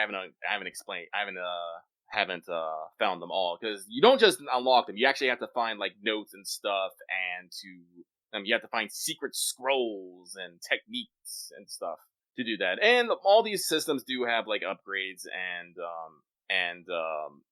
like paths for it. One of the things I do like is while they do have combat stats, they also have out of combat stats, which are useful for exploration. They're called like exploration attributes. I cannot remember them off the top of my head. But you usually increase them by doing exploration activities like, finding bugs, doing fishing contests, winning mini games and stuff like that. And as you increase those stats also help you enhance, help you maybe make thresholds for, combat stuff, like help certain thresholds for skills and certain weapons and all that stuff. So it's something that very flows in. It pays for you to actually go out there and experience the world and not just hardline combat all the time. Like I said, I will say, bosses, very fun, interesting designs. I do not know how to pronounce her fucking name, but the second story boss I want to say is really well designed. Do you remember in Tides of Annihilation, the trailer, how they had that kind of mirror world underneath the character and stuff? That they do something like that in the second boss fight for when Where's Meat, and you actually get like pulled into that reverse side and have to fight like a different boss at that time. So I'm like, no, the design is very good, and the story hits pretty good. I just got done with what I would consider like, the first act, and I'm just like, ugh, my Kokoro. So I am curious to see if like anyone else will start playing, because I wouldn't mind playing with some other people. I know Aaron plays, but he hasn't had much time with that because guess what? We got back in. We started a new Vintage Stories server. Yep. So we've been working on that, and also he's been working on other stuff as well. I think there's like a couple other people who may play it or may have tried it, but I don't know. I mean, it's free to play. I don't know the access. I wasn't super interested right off the guff, but I know that you and the guys were trying it out, so I'm like, okay, I can look at it. So action RPG stuff is pretty straightforward, and it's not trying to Souls-like. So no, well, like I said, the combat is like I said, you can set your difficulties and stuff, and if you want to, you can actually set up a system that lets you basically gives you a parry window, so you just hit the button and you just automatically deflect, or you can do it normally. But there is a Sekiro fucking parry system that you parry people until they get fucking exhausted, and you can do a counter on them. But it's not so like It's like combat is definitely not as unforgiving as like a Souls. Like it's actually quite like on the more difficult levels, it gets a little terrifying, I will say. But you can play like normal and easy, like fairly, and because like I said, they do have difficulty sliders, which is very nice in my opinion. Yeah, it's pretty solid. I got a few other things to squungle up, but no. So I'll probably be playing more of that in the foreseeable future. I don't know if today. Like I've almost finished my initial fucking house and Vintage Story, and I can finally start decorating it. Yeah, I don't think I'm getting on. I don't know when I'll get on VS Next. Probably late tomorrow after family goes home. Not that I'm super necessary right away. I ended up picking the semi-clockmaking class, and I have to double check because I think it's powdered malachite, so I think we might need a crusher first. Oh, well, Loft did say he found you like 3 temporal gears, and he dropped them off at your place. That's nice. So. If I'm gonna get into, I'll probably take enchanting since we still got it installed. I'll need an altar, but we get a few different things we can work, and I can always grind them into my mortar and pestle and make recal potions. I have heard many people die being very far from home, so. Well, especially if we can get just manufacturing temporal gears, that's always a good use. I do need poisonous mushrooms though, because I can't make potion base or potion tea without it for a while. Mm-hmm. We need aquavit for mushroom substrate, right? Yes. Yeah, so we're a long way away from that. But yeah, I built myself a little house. I did since we got to planks pretty early. Got some barrels that I could start fucking with, and collected a lot of flowers and stuff to get started. Mm-hmm. We can start growing those and working on alchemy things. I know. And at the very least, I got a decent amount of clear quartz. I was able to make a lot of my little embraced quartzes. Yeah. So I'm very excited. We did find out that someone did make a Japanese architecture mod, and I was all like, "Give me this, please." And Aaron was kind enough to put it in. And like I said, I've been going whole hog on it. Megan can see it when I get done. I think I got something fairly traditional Japanese going on right now. Yeah, I don't know why. I don't know why I didn't think of it, but I didn't think of it when I saw your original floor plan layout. Mm. But the moment you said you were going to do that, my mind instantly was constructed the design in my head basically of oh yes, that's how your floor layout and structure would work. Yes, no, that's perfect. Yeah. But it's a 3.5. We're testing out some stuff. Yeah, no, because Vintage Story, the devs keep posting stuff they're doing. They're going a little crazy with the mechanical power stuff, so that'll be actually very fun. And who knows what other things they also have planned in there. So at some point, we're probably are going to do a 4.0, and I am probably going to say we're going to do some goddamn urban planning as I charged you. Why are you saying bad? Oh wait, fuck it. It'll probably last long enough. All right, guys. Once again, yeah. But. Well, if that is all of that, yeah, I think that is all. We got a few different things we can hit up. If you want to, about anime at all. I do not. Like I said, I've been trying to keep watch stuff, but not much has really struck me as, guys, you gotta watch this. I probably will be taking some recommendations from others if anyone else has something that I should probably watch. You heard of fire your anime recommendations in the comments and stuff? Maybe on our Discord? But otherwise, I've just been kind of raw about it. I've been usually putting a lot of time either into Vintage Story, Pacific Drive, or when it's. I really need to get back to reading. I've been slowly reading one of my light novels on the toilet, and I'm just like, this is only like a couple pages at the time, guys. I gotta do something different. Yeah, I've got a little back into my reading. I dug up a source for a couple of older childhood favorite books. Enchanted Forest Chronicles, if you've never read them. Very fun little series. Kind of, a little bit of poking fun, taking the piss out of fairy tale stereotypes. The first novel is set when our main character, the Princess Cimarine, volunteers to get kidnapped by a dragon because she's really tired of doing princess shit. And her parents won't let her take any cool, fun classes like, fencing or magic or even cooking. She can't even go that far.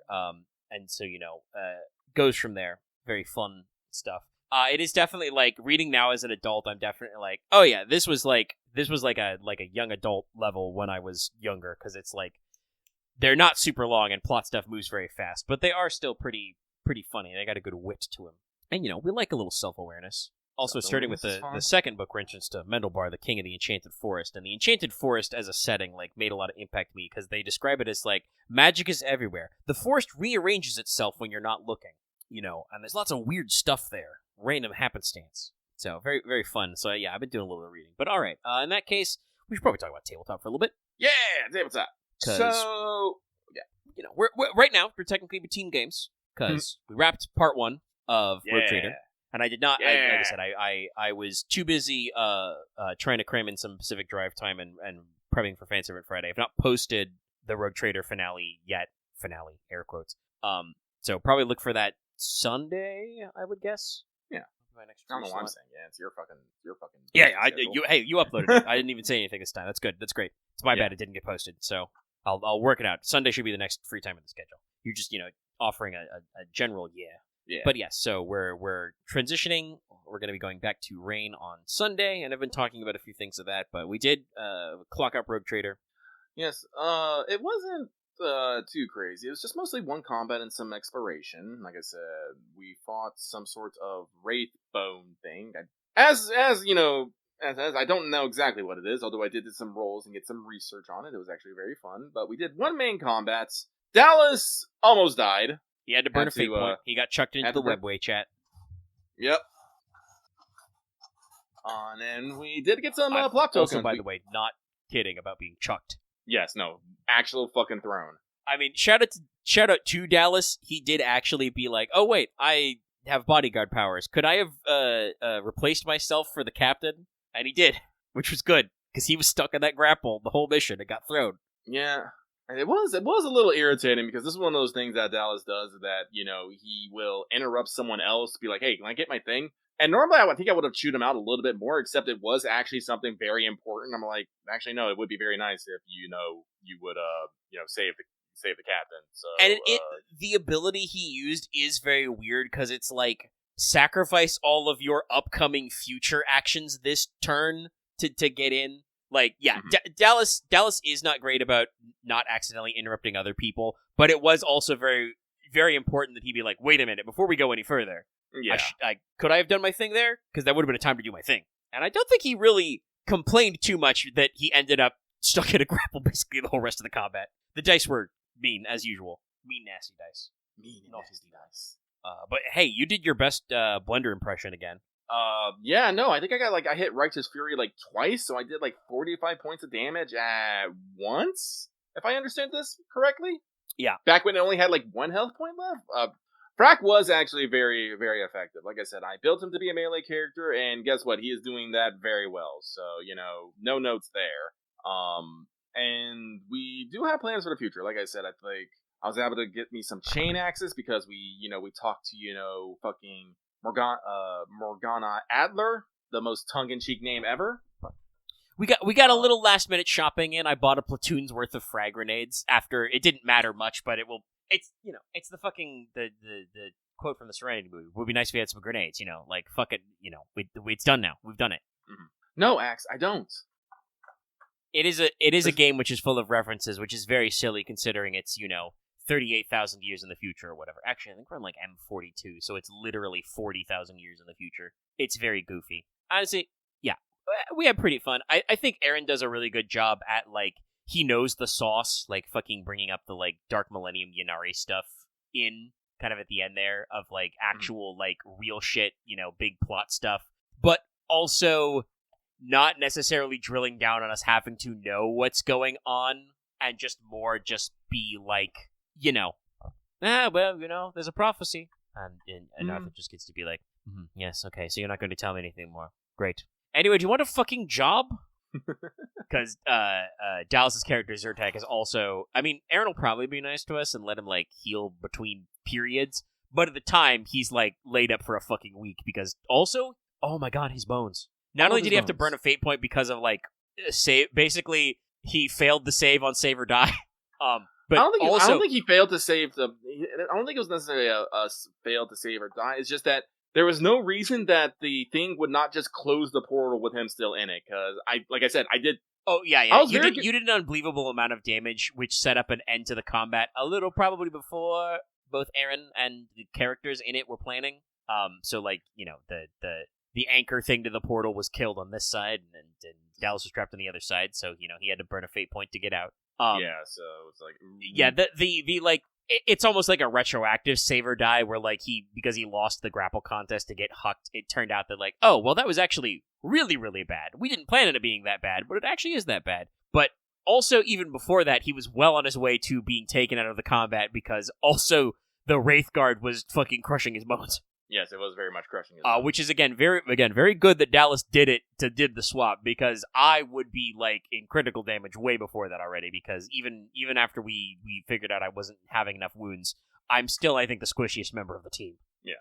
In terms of woundage, anyway. Wounded! Because, Arthur's, like, a weird, spoiled guy. I will say, role-playing-wise, that session was pretty fun, because you and I got to do some kind of like bouncing off each other a little when we were actually like investigating things, which is very fun. And also prior to that, I got to play. I hammed it up a little of like Arthur at 1 fatigue level because the -10 was really fucking up my rolls. So I just got to be like so done with everything. Like, somebody asking me about, the evil portal. I'm like, listen, I just hiked like 15 minutes through this jungle and I'm tired. It sucks here, okay? I guess this is one of the things I think about. Like, when it comes to roleplay, Frank gets to be very direct, but I also get to actually, like, we joked about, like, Dallas being the Watson, but actually I'm the Watson because I'm the one who's actually, I'm very smart, but I don't know anything.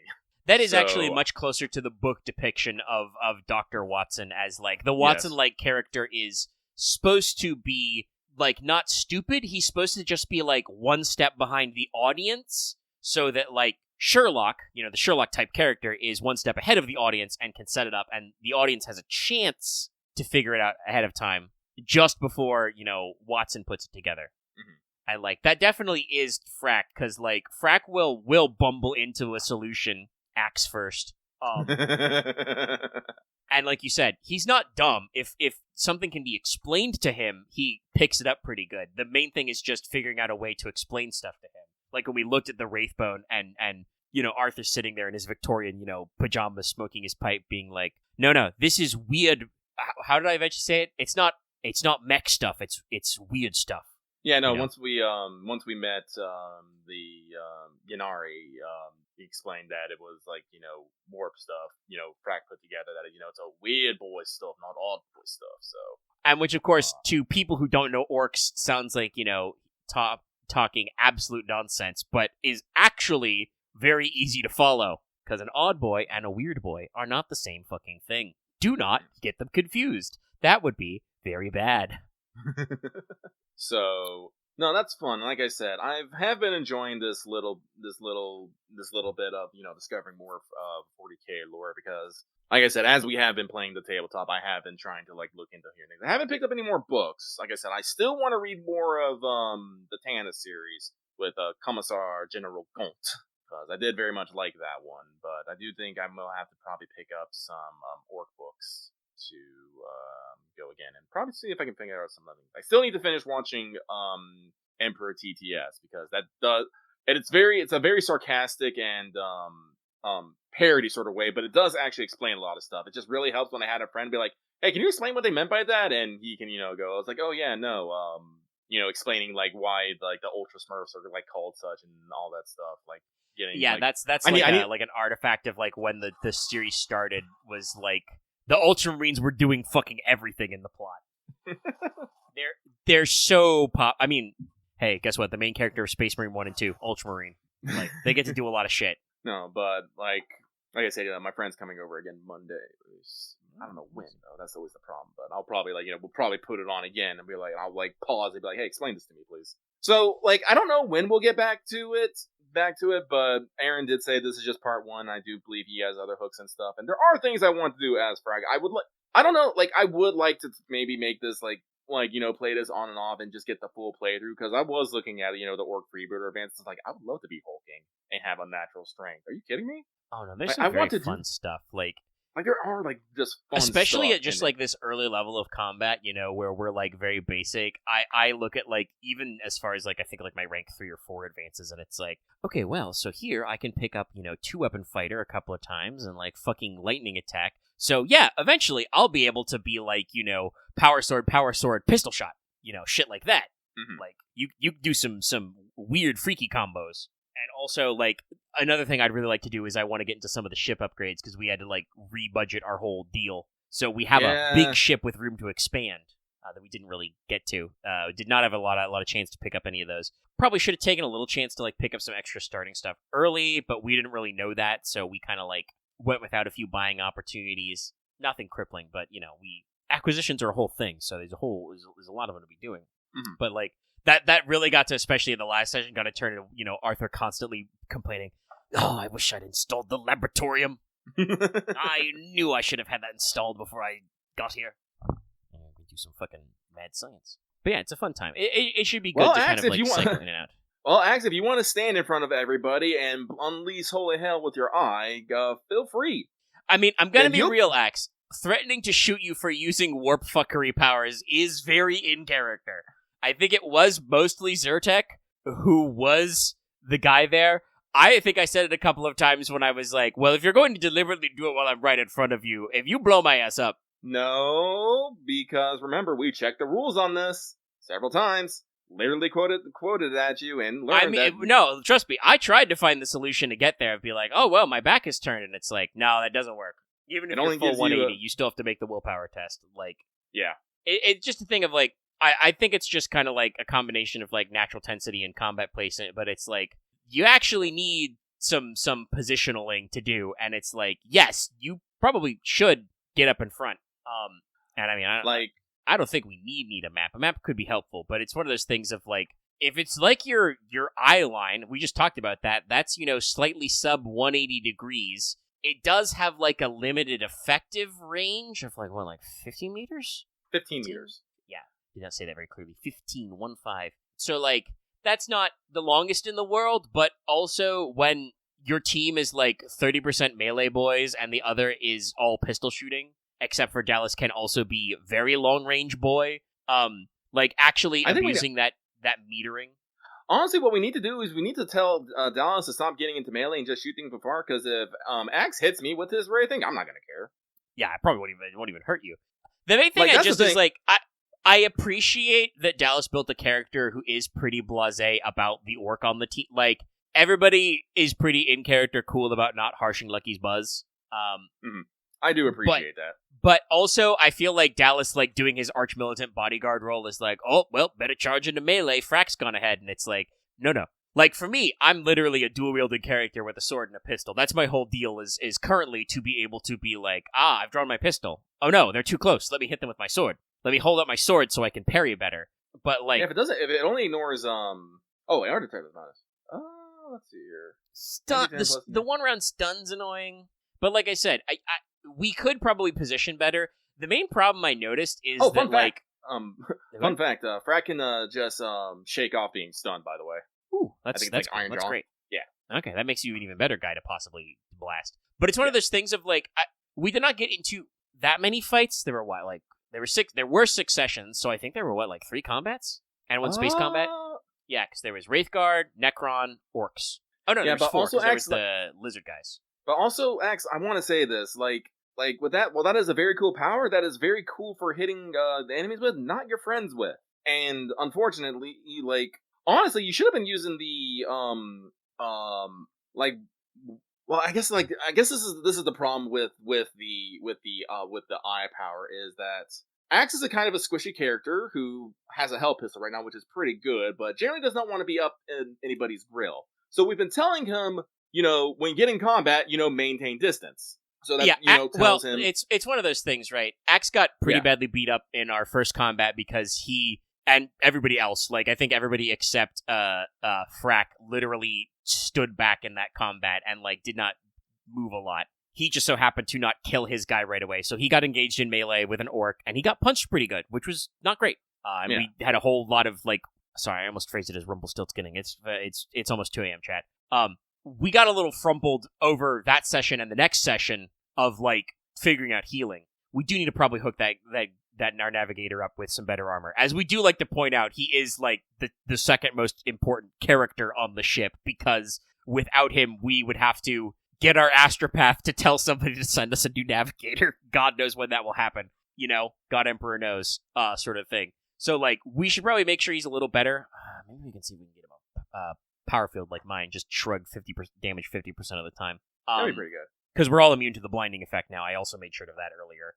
I think a conversion field is only, like, very rare. That sort of thing. They are not, like, perfectly unrare, though. But, like Axe is one of our characters who actually got frumpled a little in the first fight, and so we were kind of like you said, it's a recurring problem where tactically it's like, Axe is worried about getting punched in the face. So I'm like, Axe, you should, I know you want to aim and shoot or semi-auto blast, but if you want to maintain spacing, you should try and do, like, half move back step and shoot, and, like, even, like, because we often rolled initiative before the enemies, like, if enemies are melee guys, your first turn should not be, oh, they're far away, let me aim and shoot now. It should be, oh, those are melee guys, they're gonna approach me. I will start backpedaling and shooting now. Like, the moment they get in, you should start rolling back. It's like the moment we get in there, we get in there, so we run up forward, right? Like, our melee guys run in. As Arthur, I'm in a fairly unique spot where, like, I am literally the character who is both ranged and melee. They literally gave me pistol and sword and ambidextrous in rank 1, so, like, I think next to probably Dallas's character, I am probably the most flexible, and even he has to, like, use the fact that he got rapid reload at rank 1 to be, like, switch between chain axe, long gun, yeah. No, but, like, I can understand, like, Axe really does want to use his Lidless Eye, and I can't blame him because it's a really cool power, and, it would make... It is his unique thing. It is a unique thing, but, like I said, the way that combat works generally is that he doesn't get the chance to use it, and I know, me, personally, if I had a really cool thing that I wanted to do, and I never get a chance to do it, and I feel like people are attacking me because I want to use it, I would get upset. Because, like, we can say what we want, that's what's happening. Axe wants to use the thing, we're like, no, don't use the thing. Dallas takes it a bit too far, I'll say. Like, I'll say that straight up. Like, if yeah, you use it on me. I don't think it's nonsensical for Dallas's point. Like I said, it is pretty in character for people to be like, if you use your weird witch powers on me, mutant, I will kill you. But I just said before, I praised Dallas and other players for not harshing Lucky's buzz. Mm-hmm. Originally, I was pretty hesitant because, remember, I was missing, like, 3 of my extra wounds. I was very squishy because I didn't calculate my wounds correctly, so, like, it's very likely he would blow my ass up. So, like, I think in the very first combat we figured out the line of sight thing. I was like, do not use that navigator eye. You are going to blow me up, and if you don't blow me up, Arthur is going to be very mad about you melting his brain. But it's also, like, a positioning thing of, like, honestly, yeah, that's very likely to kill me. Even with the extra wounds, I'm only 10. You have a literal 50-50 chance of like sending me into criticals immediately, and a pretty reasonable chance of pushing me into the bad part of energy damage. Especially if it's like I didn't realize that you did that much damage just to everything in 15 years. Like, it's a really cool crowd control thing. It's like we didn't really approach this with, like, trying to do, like, tactical coordination. Now that I'm out of combat and I'm thinking this is not a role-playing, but as a tactical challenge, I'm like, how would I position Axe? It's like, I don't think we can do anything to, like, boost his initiative for him yet. Like... No, that's the thing. Axe would have to basically go first, move up, blast, everything close, and then everything after that moves up so he doesn't get fucking ganked. Like, so Axe either has to, up his agility bonus or find some things to make him go first. There are talents to, like, sub in different stats. Like, he could probably get his perception. He might already have the ability to roll his perception bonus for initiative. God, if I could give him some lead-lined blinders, I would. Like I said, it's that thing of, like, tactically of, like, the moment I start trying to solve this with my fucking, RPG squares and hexes brain, I'm like, okay, how would we optimize this? But, like, when we were playing the game, I'm not thinking about that at all. I'm thinking about, like, well, we're trying not to die, what would we do here, what would we do there? And I'm like, no, if you blow my ass up with a psychic eye, Arthur's gonna be mad. That would be true. He would probably not be as mad as some other characters. I mean, Ceresia also can hurt your allies too, but they gave her more of like a 90-degree cone, not, like we said, like a 180-degree cone. But so we'll work on definitely when we go back to it, because we are going to go back. It's something I think about, but it is just one of those things that if Axe wants to be able to use Lidless Eye, he has to be able to go first or move a lot more. Like, fun fact, that jump pack, I didn't realize what it actually did until I actually got it and read what it did. I just wanted a fucking jump pack. But it replaces my agility. If I activate the flyer trait, it gets flyer 12, which means it replaces my agility bonus with the flyer bonus. So when Frack activates his jump pack, which he can now because he has pilot personal, his agility bonus just becomes 12, which means as a half move I can move 12 meters. There's probably a couple of different stuff we can do. I mean, maybe I could, as a joke, maybe we could get him like an old school squat hoverboard, make him a little faster. That reminds me, like, we never really got into that. Like, I think even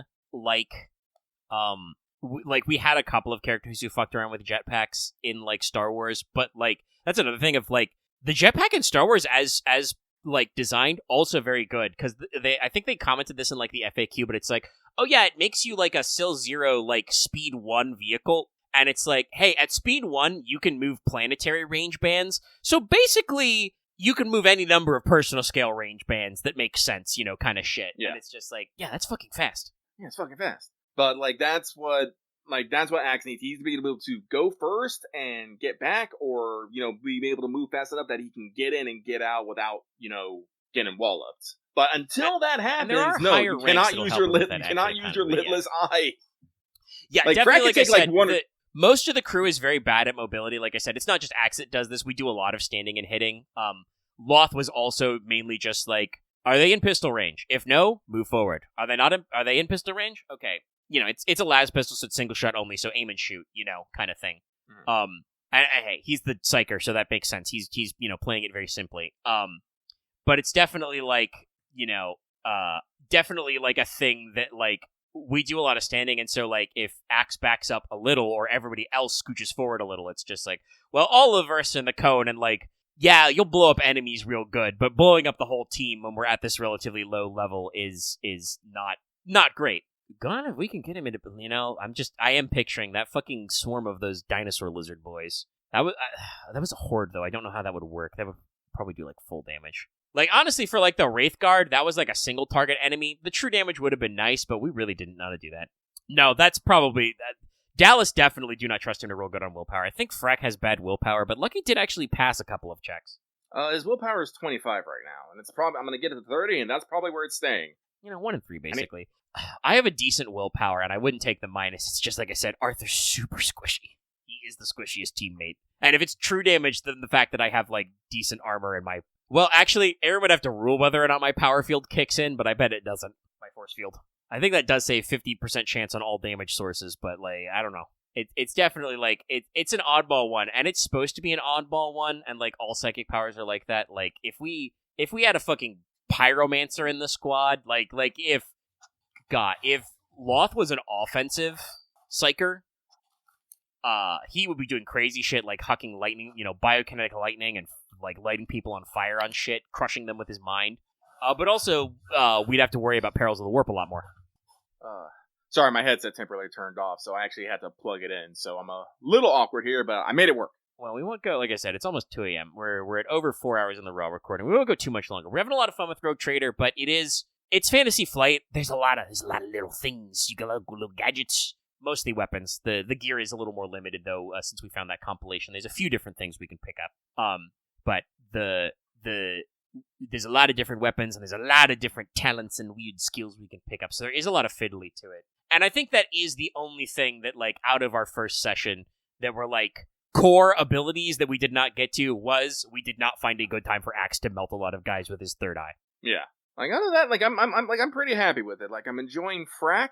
He's very simple, but which means I get to, enjoy. I'm still wondering about my role play, and like, am I being orky enough? I don't know.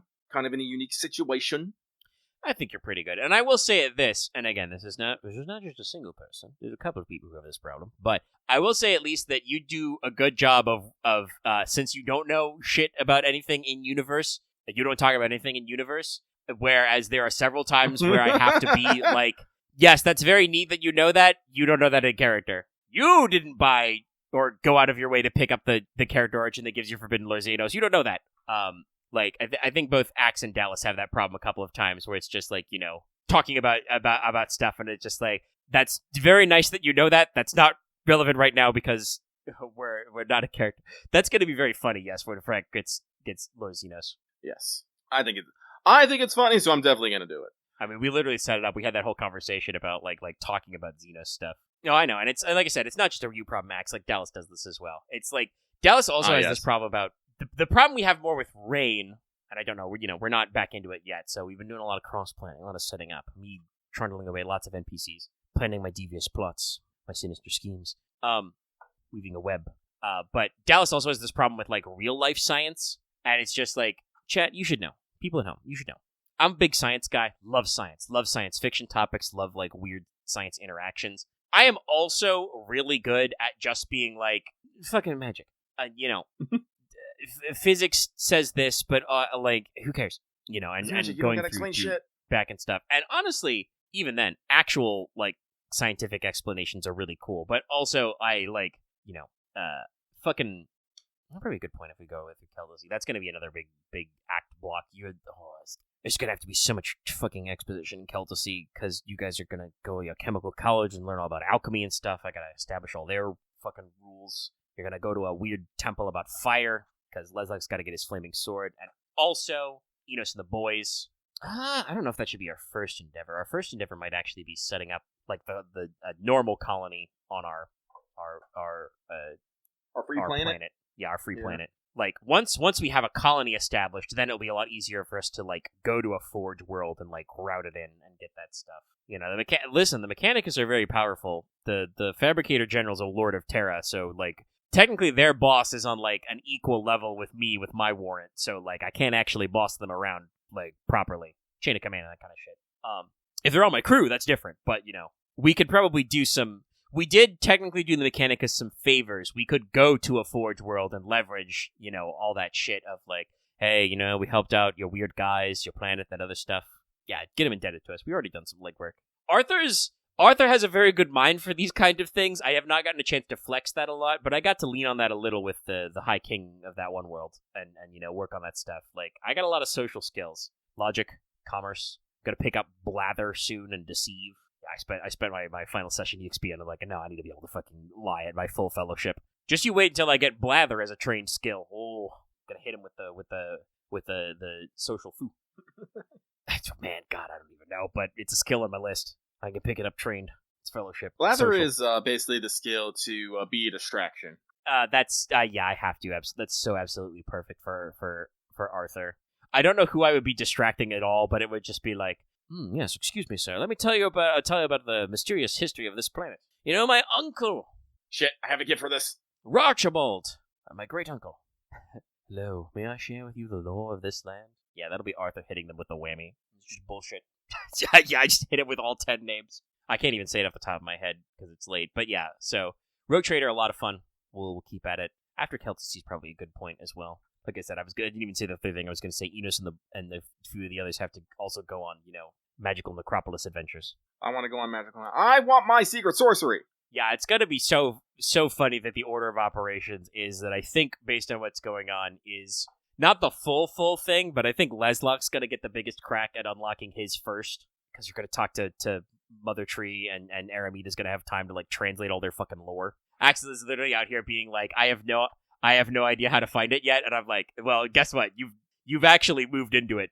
That was my plan all along, was the tree. It's just happenstance, and you're not going to get. You could have picked up some more bonus pyromancy points if you wanted to do Pitchstone Plain before Summer Court, but I'm perfectly okay with us locking in that we're not doing that yet. Yeah, it's not on your minds. You're thinking about other shit, rightfully so. No, but this Sunday we'll do our little bit of preamble. Like I said, we'll probably make a few checks in here, get some final things done before that. Final. I don't know. We'll be moving into Summer Court. It's going to be exciting. We got 4 weeks of content planned. In game, out of game. I don't know how long this is going to take. I hope no longer than 4 weeks. My goal is a week a fucking session. That's my goal.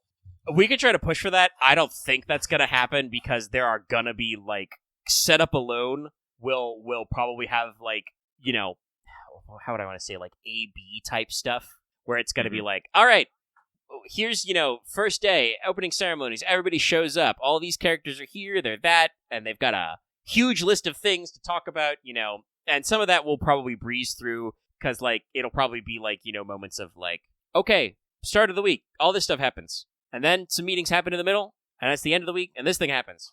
But, like, there's still going to be moments. I think probably, like, the technology fair week, they might actually be able to do that all in 1 week. Because that's going to be, like, a handful of interlinked vignettes of you guys choosing to walk around the fair, or a couple of, like I said, plot-relevant, specific things I'm going to force you to take a look at for reasons of advancement. That might actually go fast. The tournament will probably involve a couple of player characters at least rolling decent handfuls of dice, so we'll have to see how fast that goes. And of course, I'm not telegraphing what weeks there are, but I will, as I said, bamboozle and amusel you. Things, stuff, incidents. I'm excited. Moments, stuff. I'm glad people are excited. Yeah, it's going to be good to get back. Like I said, I'm not 100% caught up with all the things, and I will have to cram a couple of extra things ahead of time Sunday, but that'll be fine. Basically, I'm at the stage where we're at I'm at the end of writing week 3, and it's like, at the minimum, even if we do Lucky's plan and we get through, a week, basically, that means that I have 3 more weeks to get to it, and we probably will not be rapid firing through a week. Like I said, we can try, and we might get a couple down. But you never know. With player characters, you never know when we're gonna get some stuff down. It's true. Like I said, I like the vision. Yeah. Well, like I said, it's one of those things. Even when we don't, I want to push for it. So I'm gonna be trying to avoiding side conversations, avoid over detailed explanations.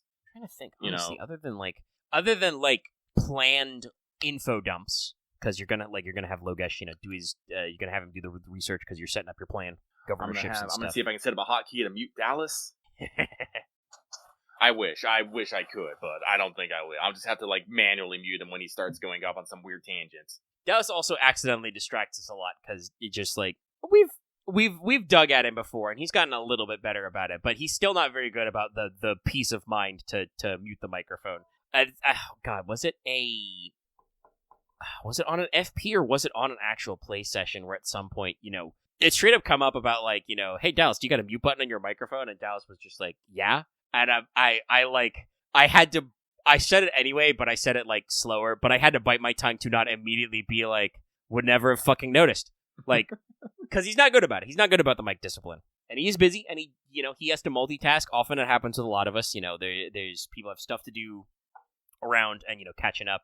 Dallas usually is coming back home, after errands or other stuff or even working to join us at sesh. So, I understand, but it's also the same thing of God help it. If I had something, I would be flick mic off, burb, reach over, open my door sort of thing. I usually turn off my mic. I just hate the fact that turning off my mic doesn't actually fully mute me. It bugs me so often. But it's such a weird. It's such a reflex now. I also don't know what the fuck you would do. Unplug the mic, but that's gonna fuck up so much shit because your computer's gonna kill the input. Actually, I wonder if I can have I should actually check to see if I can make a quick mute button that I can just slap on my keyboard or something. I'm pretty sure in Discord anyway there should be a mute key and a deaf and hot key. I remember that was a big deal back in the Among Us days.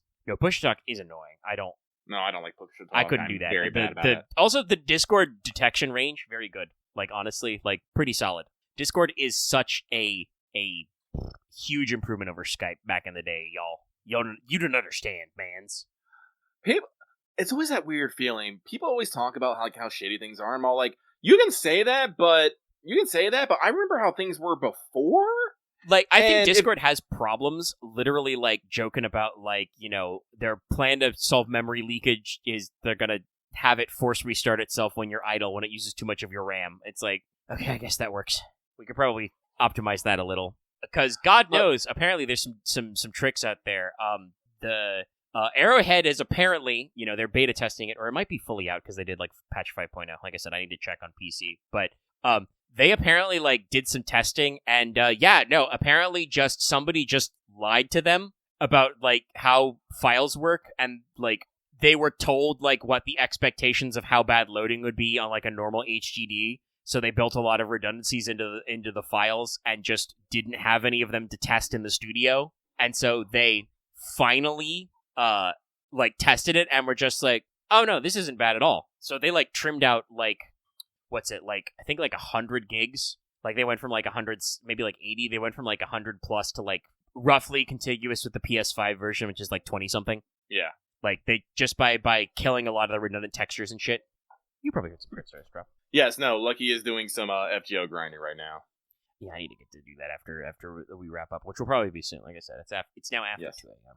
But we're very excited for Rain. I think I've managed to get most of the boys in on thinking about Rain stuff again. Shifting gears. Lucky's always thinking about Rain stuff. Megan can fire off at any time. And I'm all and Lucky's just I'm here. No, yeah, you've been pretty good about that as I've been asking questions over the week. But it is also important to get everybody on the same page, geared up. Aaron is also excited. I know Aaron is excited. It's just, how do I want to put this? I don't know if Aaron keeps things necessarily close to the vest or if he's just laconic about things. I think he's mostly just laconic, reticent. Aaron doesn't over-expand things, but he's down to think about things. Yeah. I know Aaron definitely has plans and has things he wants to do, and if asked, he will definitely push his ideas, but also it seems like Aaron is if someone else is talking, Aaron is usually just fine to let that person talk.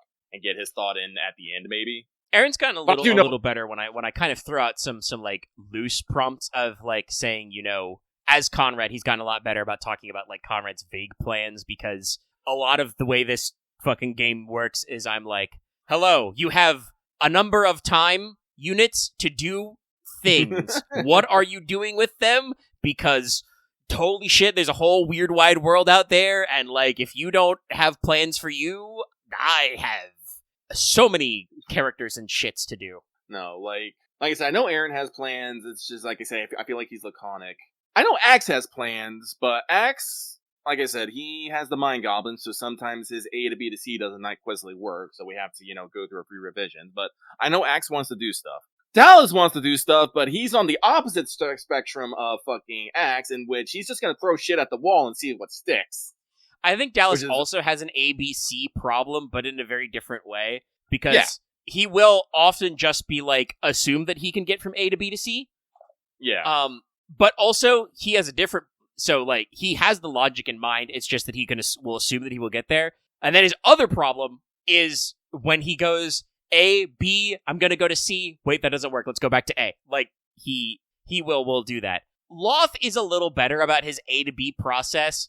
Loth is also really easygoing about stuff and very willing to just be like, honestly, I think it's why he gets so annoyed when he does get talked over, is because probably like 75% of the time, he's just cool sitting back waiting for his weird niche moment to come up. Mm-hmm. And like we've tried to get him more out there and get him more involved in stuff, and he has actually discussed he's having a few plans. But also, I feel like even in the out of character time, Loth is role playing Logesh as not being super involved in the planning phases, and I'm like, that's not necessarily how this works, but I guess you will be pleasantly surprised by some of the stuff that comes up. No, Loth, how do I want to say this? Loth has very little ambition, I want to say. I think that's the best way I can put this. He is someone, like, my read of him, which, could be completely off, like I said, I do not have any sort of, formal training or degrees in this, and, judging people, but Loth is generally more here to tabletop, to hang out with us and play a game rather than to, make something particularly happen. Me, I'm in the game setting. I want to be a part of this world. I want to mold this world to my whims. And I constantly act upon that. Whether it's through, talking with Omega about how the world works, whether it's the actions I am doing, rather pouring over, game mechanics and going, hey, Omega, we don't have this. Can we do something? Can we do something with this? I am always trying to exert my influence over the game in some way or form or fashion. That is what I find fun. I am basically living vicariously through a character. That's like why it's one of the things. That's what we call role playing. Loth is usually just there because he wants to hang out with us and have a good time. So that's where a lot of his easygoing nature comes. When pressed, he'll try to come up with something, but again, since he has no ambition, he has very hard times of actually coming up with concrete goals to go for. This is something that, kind of reflects upon him in real life, with him, suffering through depression a lot of his life and not feeling like he's been in control for a lot of it. That's kind of how he's, accepted his lot, which I'm not going to pray inside. Infuriates me a lot. You are a beautiful human being. You should always be pushing for your dreams, no matter how small. Loth does not do that. Loth has no dreams. Loth has no ambitions. Just kind of yeah. So it's always a battle for me not to confront him on this, because I feel if I confront him too hard, he's just going to be like, okay, I just won't play, and I don't want that because I want to play games with Loth because he's a cool. No, Loth's cool. And it's one of those things where like Loth works on stuff, but it's like it's very slow, and it's like Loth is kind of like, not always, I don't want to say he's a path of least resistance guy, because he will absolutely take the path of most resistance if he's decided that's what he's doing. Yeah. But the act of picking a path, if you like tell him to jump and he's just like, oh, I don't have a path in mind, whatever, skip me. Like, he won't overexert himself or linger over long in the game space, to like try and find a decision.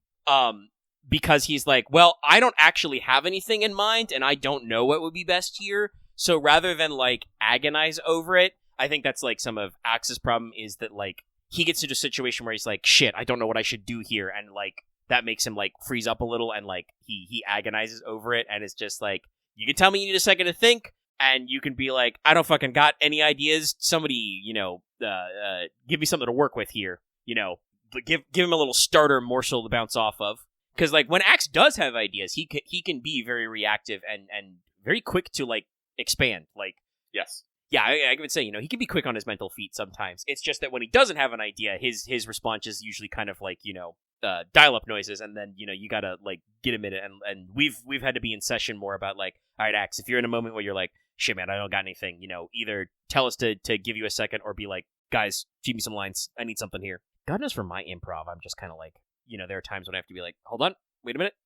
Oh, shit, that reminds me. There was something I actually wanted to talk about where wins meet. Talking about improv.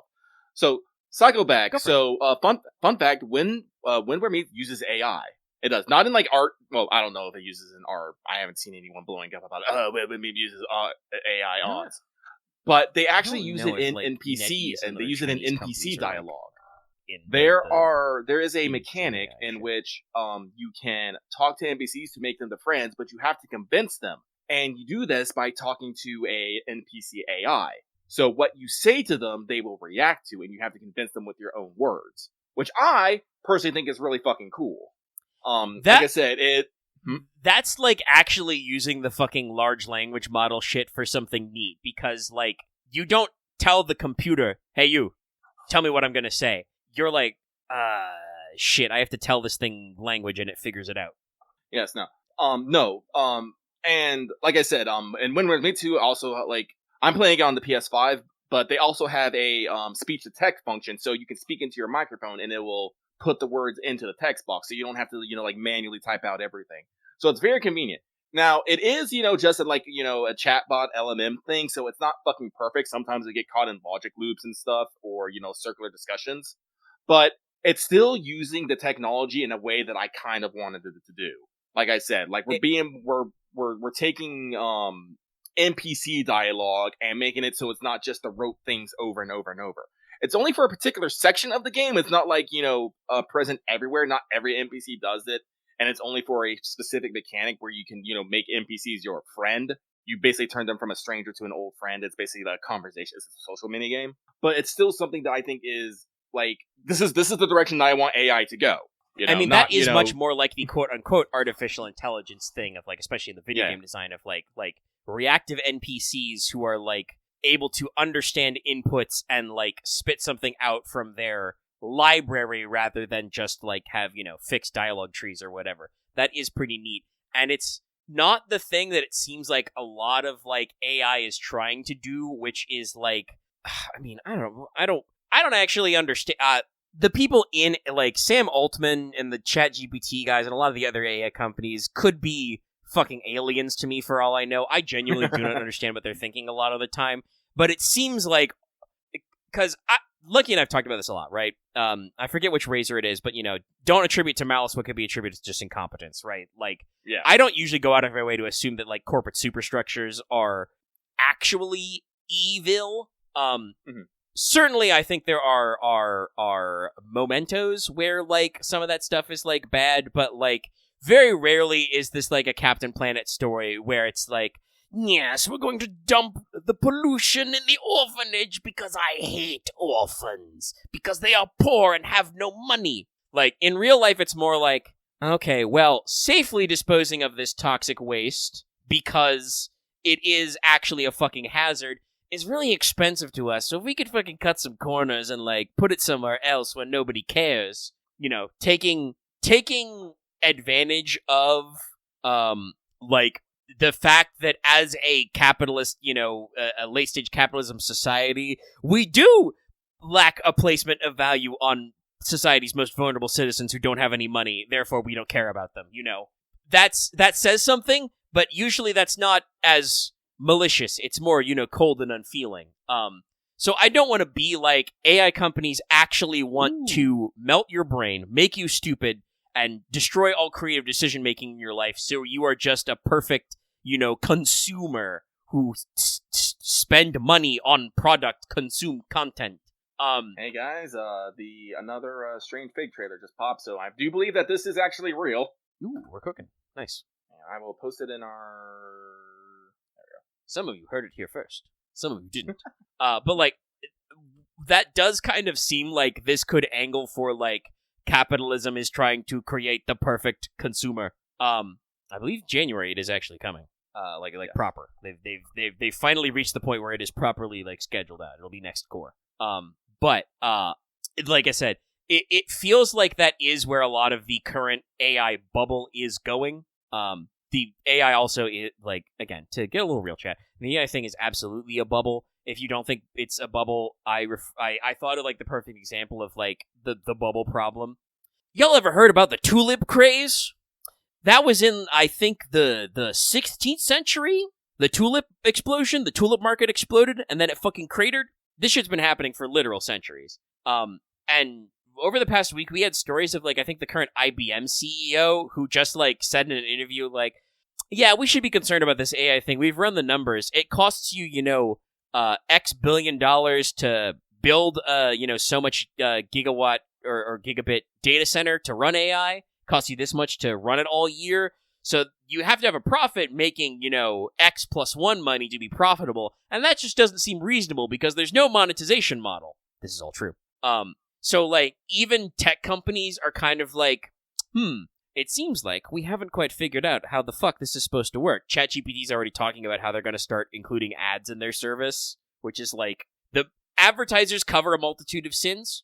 Some number of our profit is generated by ad revenue, but also, like, ads is such the, like, bottom bucket monetization integration, of just, like, I can't imagine how you're going to do it. Like, I've already seen the jokes about, like, I mean, it's still a bubble. Like, hey, .coms were a bubble, but the internet is still here. Housing market was a bubble. Housing market was a bubble, but actually, apparently, vacancies are at an all-time high, record in years. We're actually, like, building new construction for once. It's just that the economy sucks ass. Nobody wants to move. Yeah. It's one of those things of, like, even if AI is a bubble, the technology won't go away, because guess what? If all those companies crash and burn, well, all their patents and data and shit are going to become liquidated assets, and somebody's going to buy them. They're going to go into hyper debt, and, like, somebody will buy their old assets off them. So, like, the technology will stick around, even if they fucking explode.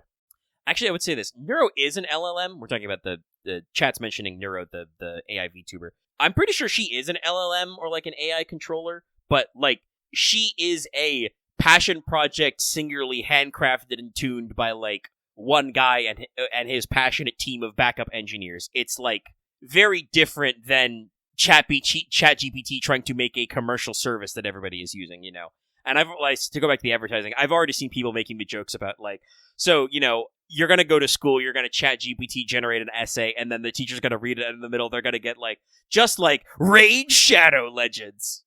And I'm just like, so this stuff is bad, but I strongly suspect we are looking at the careening point. Like, unless they do actually create AI Jesus, which, again, I do not think this technology is actually working towards. But, like, we're in a case of, like, this shit is absolutely gonna stumble and fall soon. It's probably going to be pretty bad for the economy, like most of the crashes are, but that is how everything is. And, we'll either get through it or we won't.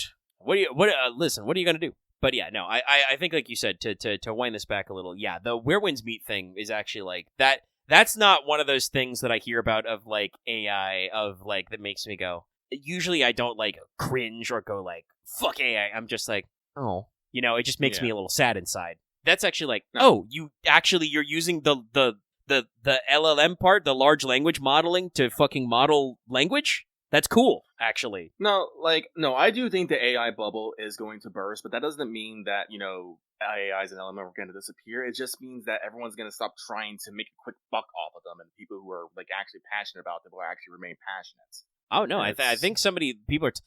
the problem is just that, like, that, like we said, tech bros and AI guys are, like, they're trying to sell you something. They're trying to find the monetization model, so they're trying to get everybody to buy in on this on every level, and, like, be like, it's the most natural thing in the world, it's the most obvious thing in the world, and then right now you're seeing a lot of people are starting to hit that point of, like, the creative and now even the financial pushback of, like, actually, I don't think this is inevitable. This does not need to be involved in every single, like, part of life, actually. We don't need to put AI in everything just to say we put AI in everything, because it's not helping. I definitely think there's a point we're going to push back, but like I said, now that the lid has been open, people are still going to keep trying to work with LLMs and trying to develop AI and stuff, and it will probably start doing stuff. But honestly, I said, it could be neat. Like I think that some people are just like, I don't really go for the 50% of people are NPCs. They don't have any internal monologue. They're not real humans. That's just fucking fascist talking points in a different coat, chat. Like dehumanizing, a bunch of people that they don't matter. As a mass, lots of humans are fucking gullible, though, and I think just it says a lot about the sad state of our society that people are bereft of that social connection that the AI just starts smooth talking to them and they get AI psychosis, and they're marrying their AI boyfriend, or just I've heard some people be like, oh, ChatGPT is great because it's my robot buddy, just like science fiction. And I'm out here being like, no, ChatGPT is not robot buddy levels. I think that robot buddies can be cool. We all know from our Eclipse Phase days, muses are actually really rad. That would be really neat if Cortana or Alexa or any of that shit was actually your self-contained whatchamacallit, limited, not even generalized AI, but limited AI, to always have a portable machine that you can just talk to and be like, hey, schedule this meeting, hey, order me some food, etc. Kind of a thing. The ChatGPT is not that, but it is unfortunately close enough that some people, like I said, are just in such a bad way that they're just they need people to hang out with. Mm-hmm. Did we say we need to put Fight Club on the list? We do need to put Fight Club on the list. Fight Club needs to go on the list. I don't think it's on the list. I'm putting it on the list. Sure. We need to. This is New Year's resolution. New Year hits. We're having fucking Studio Mega Saturday movie nights. We're gonna. I don't think we'd said that out loud yet, but that was in my mind. I'm like, we'll need to start pulling this trigger in 26. Hey, join our Discord. Start following us. We'll start working on this because we got a lot of films and shit to watch, and there's a lot of good stuff out there. I don't remember if I said this out loud. I told myself to say this on Monday, but I don't remember if I actually said it. We should put the 3 Indiana Jones in there. True. What do we want to call? What section is that under? What the action adventure? We could say adventure. Throw the Goonies in there. Yeah, let's go adventure. Let's go adventure. Love me some classic adventure films. But yeah, no, like I said, some people are so hard up for some of this stuff that it's out there, and it's I myself generally live what some might call a pretty shut-in life. I don't have to go out much. I can order fucking groceries to my door, etc. But hey, you know what? I fucking hang out with people, admittedly over the internet, but I hang out with people many, many times a week. I talk to other humans a lot, and converse with them, and not all of them are, my immediate friends, but, I am out there, and, doing VoIP, I think, is a little better than just text conversing, so, I can mix and match my touching grass and stuff, and I already said that, hey, I'm also gonna have to do some touching grass. I got some family stuff to do, and so on and so forth. You gotta get a little out there. You gotta enter the desert of the real occasionally, chat. It is very important to just realize that fucking chat, Reddit, Twitter, they're not real. They've been less real than they've ever been with all this AI shit, especially, but, Twitter is not real life. Reddit is not real life. Social media companies want you to treat it like it's real life and it's deadly serious because that's how they hook you. That's how they suck the money from you. God, I've been trying to tell myself so many times not to go on social medias, especially Reddits or comment section for forums. I was no, and there are times when I have to fucking unplug myself. When I see some shit on Twitter, whatever it is, and I'm just no, I'm done for the day. I got shit to do, man. I gotta get out of here. MBT, I think, would get under Lucky's skin. I don't know. Lucky might agree with Peeps a lot. We're talking about some podcast stuff. I don't know if Lucky's got the time to listen to podcasts, but Will of the Council type shit. I don't know. Those are the Yugi tubers, right? Yes. They also have a general podcast with a third guy. Luke Von Karma is his handle as well. They call it Will of the Council, spelled incel, but with council because they're being funny. They do talk about current events now. They started at just trying to dissect Reddit am I the asshole stories, and with the caveat that they well know that many of these are not real. These are creative writing projects and stuff, but they talk about a lot of practical advice. it's a fun format. I listen to them fairly regularly. Even then, like, even though I usually agree with them a lot, Axe saying today's episode was annoying. Yeah, I just full-blown skipped the fucking food poisoning conversation they had. There are times when I'm just like, no, they're going too far for the bit. I'm done with the episode. Like, that's the critical skill, chat. People these days lack the ability to disengage, to unplug. Sometimes you just gotta go, no, I'm not enjoying this. I'm done. Hate watching is still watching. Do not put your eyeballs on it. They can sense your eyeballs. The panopticon is so strong that, like, they'll know. They know when you look at shit. They know when you click on shit. They know what you're hearting. They know what you're retweeting. And, like I said, sometimes you just gotta be like, nah, I gotta find my happy place. Oh, and I totally understand being like, like, oh, man, I'm at work. And I need stuff to do. But it's like, yeah, you gotta, sometimes, like I said, you gotta let it go. You gotta find some new stuff. That's why I always have a few different things to bounce around to. And it does mean that, like, genuinely, I do think I get less, like, meaningful shit done because I, like, bounce around to, like, YouTube videos, or I will be like, shit, man, I'm like, actually, you know what? I'm done with YouTube. I do need to scroll Twitter for a while. What are my art homies retweeting right now? What's going on? New Pokemon game came out. There's a lot of shots of this character's ass. It's because it was in the game, but yeah, no, like, it's like that's how it is.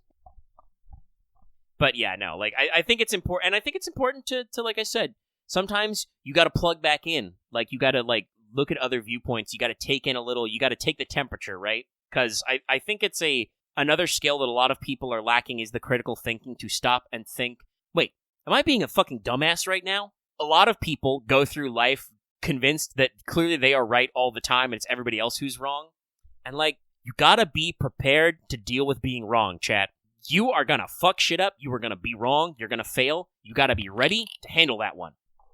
Because failure's a great lesson, and if you don't know how to do when you fuck shit up, you're just gonna spaghetti more. See, Robin, you've learned how to go through life when you fuck up to just be like, heh, I was planning it that way all along. I'm not real. I'm not even here. Does the fucking, reverse peace sign and fades out of existence, and it's like, oh shit, Robin really wasn't real. My meds kicked in. Not true, by the way, actually. I don't take antipsychotics. I have anxiety, but it's not like that. But it's just one of those things, like I said, where, like, you gotta be ready to take one on the chin, and sometimes you gotta examine your own thoughts. Like, honestly, Lucky, you and I have talked about this, right? But, like, I spend a lot of time thinking about stuff, both in games and just other social interactions, about being like, was that the right way to do that? Is that okay to do that? Could I have done that better? Am I fucking insane for, this setup or that setup? And usually, if you have the capacity to ask yourself, am I being fucking insane? That probably means you're not that crazy. I think genuinely crazy people are, like, usually pretty secure in their worldview. Anyway, we got a little real at the end there, like we do. Sorry, I went a little insane myself. 4 hours, 48 minutes. Okay, fuck. Lucky, anything else you want to say on this podcast today? No. Okay, let's get out of here. I did not realize the time. Damn. I gotta edit this monstrosity and get some fucking snacks. Okay, all right. This episode was cool. Thank you for tuning in. Tune again in next week. It'll probably be time, assuming they don't announce it, to do a pregame or summary of the Lotto event, because I believe we've got 10 or 11 days left on it's probably going to be a pretty big episode, because next Thursday is the Game Awards, Omega. Ooh, that's right. That's going to be another one to talk about, too. We'll get to yell about that. There'll be announcements. There's that fucking weird statue.